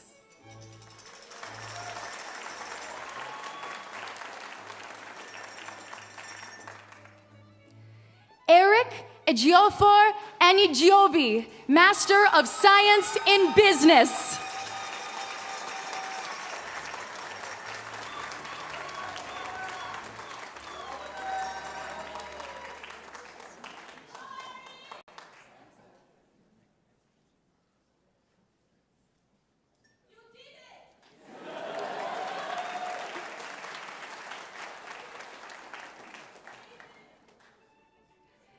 Tasnim Nishat, Master of Science in Business.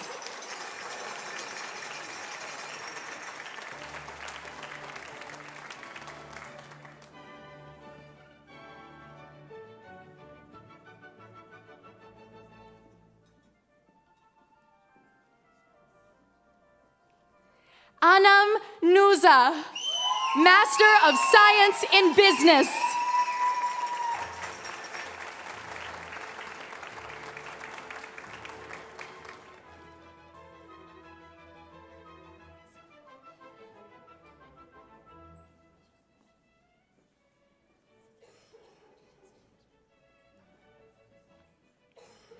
Rachel Setayesh Valipur, Master of Science in Business.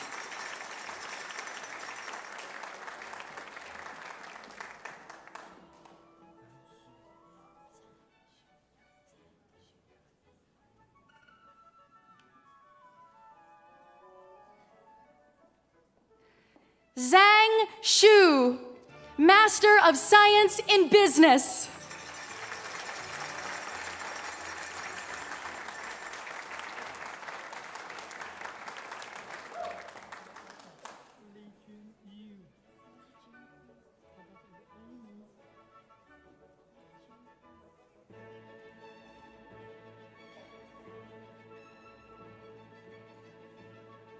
DalhouseU, Master of Science in Business, and joined by daughter Amy.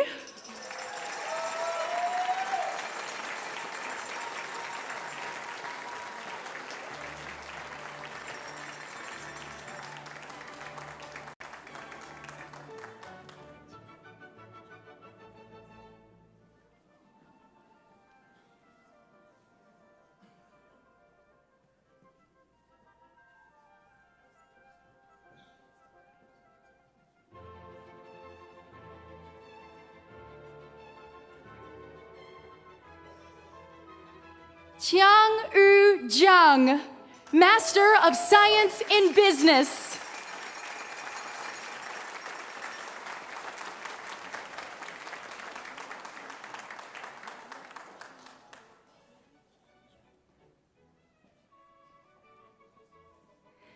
Yan Chen Zhang, Master of Science in Business.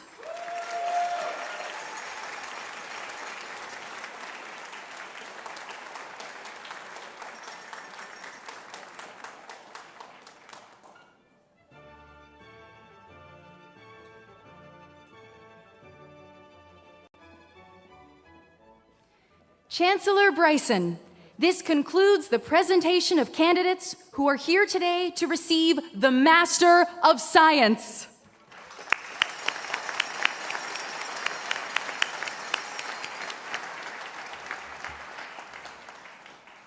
Friends, at each convocation, and we've had 12 of them so far this year at Dalhousie, we read the names of every single graduating student and we ask them to make the journey from the right to the left side of the stage. The reading of each name matters. It lets us be witness to each student's hard work and success. It reminds us that each graduate's journey is remarkable and exceptional, and it is their own. It deserves and demands a singular moment.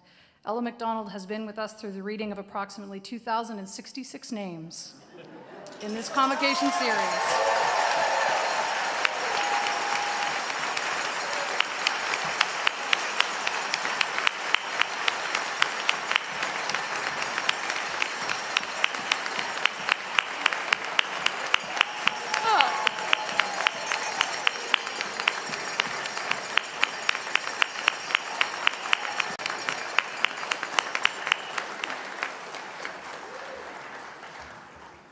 Ella McDonald. I give you Mike Schmidt.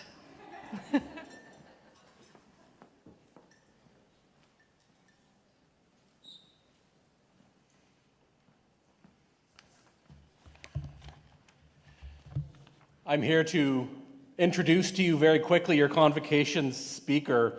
Dr. Anika Cloutier is an award-winning assistant professor in the Faculty of Management. Her research focuses on topics of leadership, mental health, and the work-life interface, and she considers how personal experiences outside of work may impact success while at work. But that's not what I want to tell you about her. What I want you to know is that she joined the faculty in the middle of a global pandemic, and you know how hard it is to meet people when they're this big on your screen. But it took her very little time for her energy and joy and compassion and friendliness to make her a key member of the Faculty of Management family. When wildfires pushed people out of their homes, she was one of the first to open her doors to displaced colleagues. She brings that same energy and joy and caring to her teaching, which is part of the reason why earlier this year she was presented with a Management Teaching Excellence Award in recognition of her outstanding engagement of students in her courses. It is with great, right? Yeah.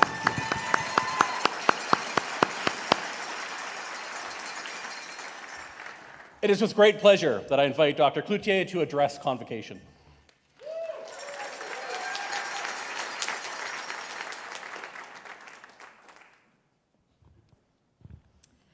All right, just a few more minutes, don't worry, okay?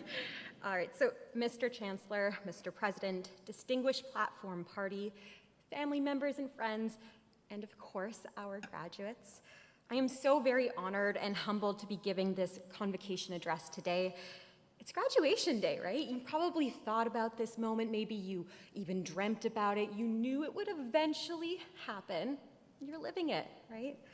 Now, I want to start off just quickly introducing myself. My name is Anika. I am a researcher, an educator, and I study in the field of organizational behavior. So this is a social science interested in understanding why we think, feel, and behave the way that we do at work.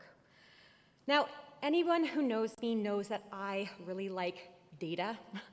I like understanding the collection of people's experience. I believe it's important that we make decisions based on evidence, and I really like winning arguments, and normally data helps with that.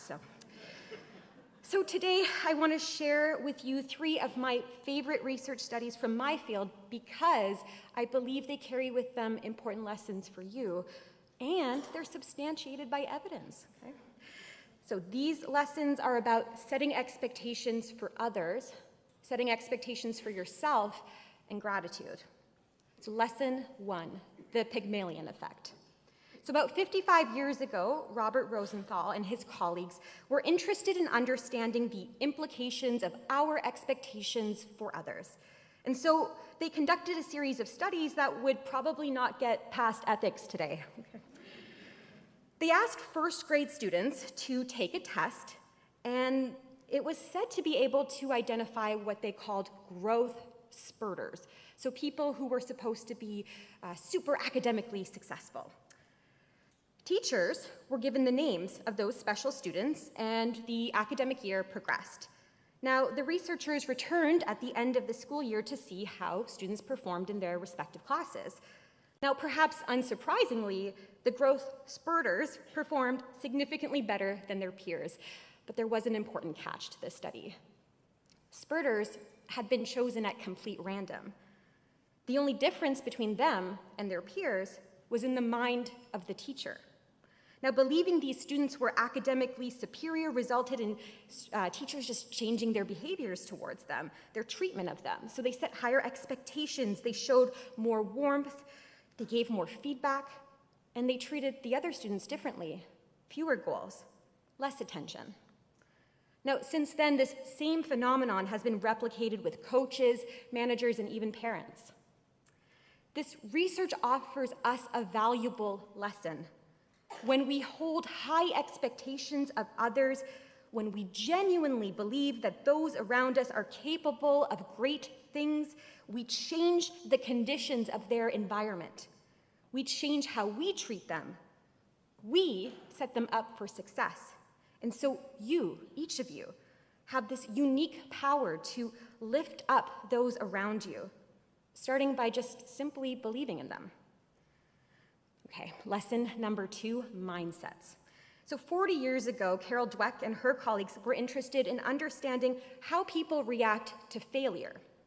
To test this, they invited children to their lab, and they gave them these straightforward, easy problem-solving tasks to complete, and all of the students were initially quite successful. But those sneaky researchers swapped out the easy tasks for more challenging ones so that the students would encounter failure. And as the children encountered failure, the researchers saw 2 distinct patterns emerge. So some children exhibited a helpless response, right? They became distressed, they lost confidence, they didn't want to continue with the activity. The others enjoyed the challenge. They remained confident. They developed more strategic problem-solving approaches. Now, what differed between these groups? Their beliefs about their abilities. So the first group of students had what Dweck called a fixed mindset. These children believed that if they could not initially solve the problems, they just didn't have the capacity, the skills, the intelligence to do so, so why try? The second group of children had what Dweck called growth mindsets. Children here believed that they could develop the capacity to solve these problems. They just needed to persist with effort. And so I believe we can draw an additional important lesson here. just as setting expectations for others can influence their outcomes, how we set expectations for ourselves influences how we approach our goals, how we approach our challenges. We are all ever continuing works in progress. We are still learning just how to navigate this world around us, and our development is never meant to end. We always need to find ways to learn. Okay, lesson number 3, undervaluing gratitude. So just a year or so before you would have joined us here at Dal, Amit Kumar and Nicholas Epley were interested in understanding gratitude, and they specifically wanted to understand why people do not express gratitude. So why would someone who is thankful, appreciative to another person, resist expressing their gratitude, right? It seems like there could be no fault to doing so, so why hold back? And yet their previous research showed that people continue to hold back their gratitude. So they wanted to understand why. So across 3 experiments, they had people write letters of gratitude towards those who had an impact on them, and they asked these people to predict the degree to which those receiving the letters would feel surprised, happy, and awkward. Now, across all 3 experiments, the same results emerged. The letter writers consistently downplayed the positive impact their letters would have on recipients, and they overestimated how awkward the recipients would feel. Now, the recipients of those letters were also measured in this study, and it turned out they felt no discomfort. They were genuinely surprised. They were genuinely, sincerely happy. It meant a lot to them, and these effects persisted for long periods of time. And so I believe this study offers one additional important lesson. We have a tendency to underestimate the positive impact we can have on others. But the truth is, we hold within us the capacity to make a real difference in other people's lives. And it takes just the smallest action, the littlest things, a sincere thank you, to enable that. Okay, so what are all the lessons I'm trying to convince you of here? Your views of others matter. How you view yourselves matter. You have the potential for great impact. Yes. These lessons, they might seem common sense, corny, cliche, but they are fundamentally challenging. It is incredibly difficult to really connect with the meaning behind these lessons, to genuinely believe them about yourself. Especially when times are tough, right? Times have been tough. Your life has the potential to mean so very much to yourself, to other people, and to the many world challenges we are collectively facing. But look, I'm truly confident that each and every one of you can practice these lessons. What makes me so confident? We've got data, okay? Look at where you find yourself today. You each just earned highly respected degrees from very well-recognized programs, okay? You've made it to your convocation, and you did this despite the almost insurmountable difficulties imposed by the pandemic, in spite of the challenges imposed by your respective programs, and you know what, maybe even to spite anybody who's ever made you doubt yourself. So, set high expectations of those around you. Believe that you can truly tackle any challenge you face, and don't forget to thank those supporting you along the way. Congratulations, class of 2023.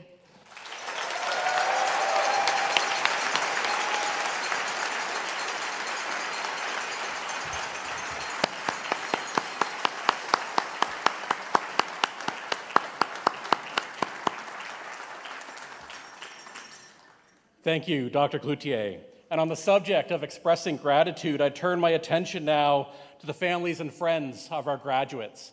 Not only have you been tirelessly cheering and applauding a sizable fraction of 2,066 names as they walked across this stage, you have been providing your love and support throughout the journey that our graduates have gone through. And so graduates and Platform Party, please join me in thanking family and friends.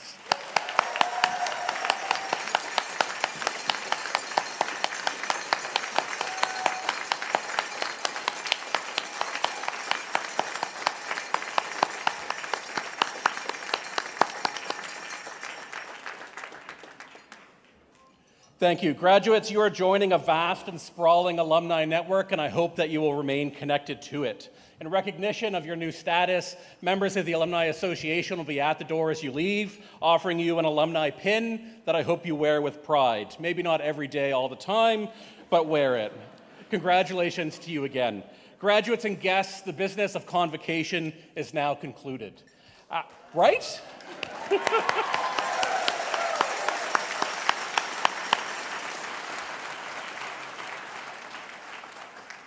After the singing of O Canada, you're asked to remain standing if able as the academic procession leaves the auditorium. I now invite you to join Chloe Dion, a Dalhousie voice student, in singing our national anthem.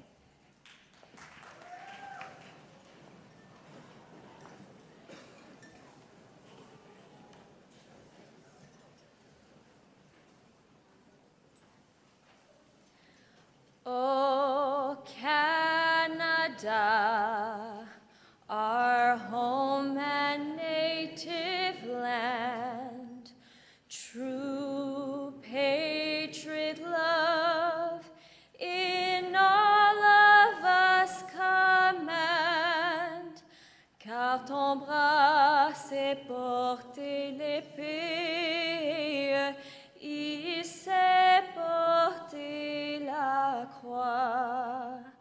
Ton histoire est une épopée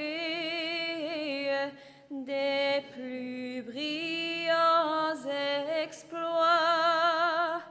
God, keep our land glorious and free.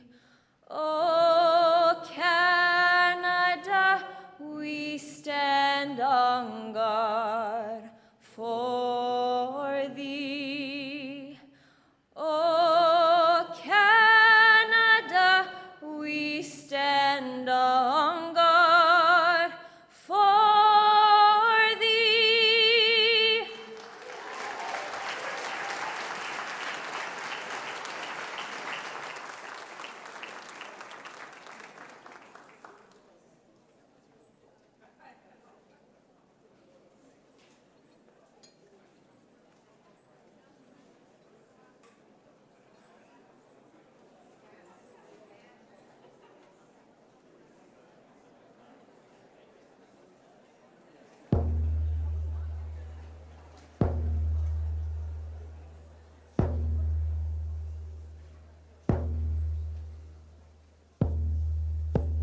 Give me the diminish, don't delio no till, nigga much good, ma we done it. Give me the diminish, don't what a big soul till, nigga much good. Abahon madultinet, abahon madultinet, dan gisuk eliga haluk sigo ulau si amo we aheu we yo we ha ya ya we yo he ha ya we yo he ha ya we yo he ha ya we yo he ha ya we yo he ha ya we yo he ha ya hey yo we yo we ho yo yo we yo hey yo he ha ya we yo he ha ya we yo he ha ya we yo he ha ya we yo he ha ya we yo he ha ya hey yo give me the minutes down the no deal nigga much good ma we done it give me the minutes done what a big soul did nigga much good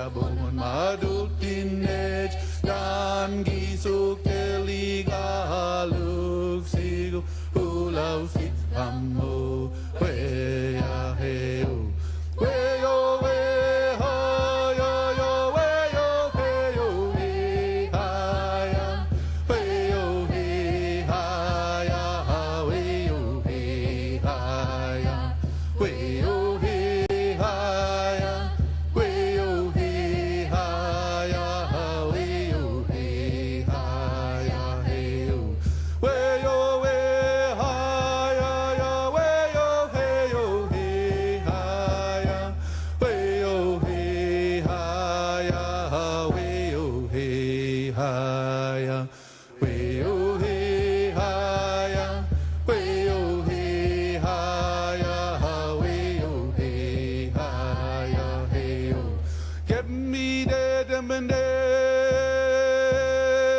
Tom Delio no king nigga march to my we done get me dead and bandage Don Weatherbeck so king nigga march to abon madultinej abon madultinej dan gisuk teliga luk sigu ulau sit amo we ya heu we yo we ha ya ya we yo he yo he ha ya we yo he ha ya ya we yo he ha ya we yo he ha ya we yo he ha ya ya we yo he ha ya he yo we yo we ha ya ya we yo he yo he ha ya we yo he ha ya ya we yo he ha ya we yo he ha ya we yo he ha ya ya we yo he ha ya he yo get me dead in my niche Don Delio no king nigga march stood my we done get me dead in my niche Don Weatherbeck so nigga march stood abon madultinej abon madultinej dan gisul teliga luk sigu ulau sit amo we ya heu we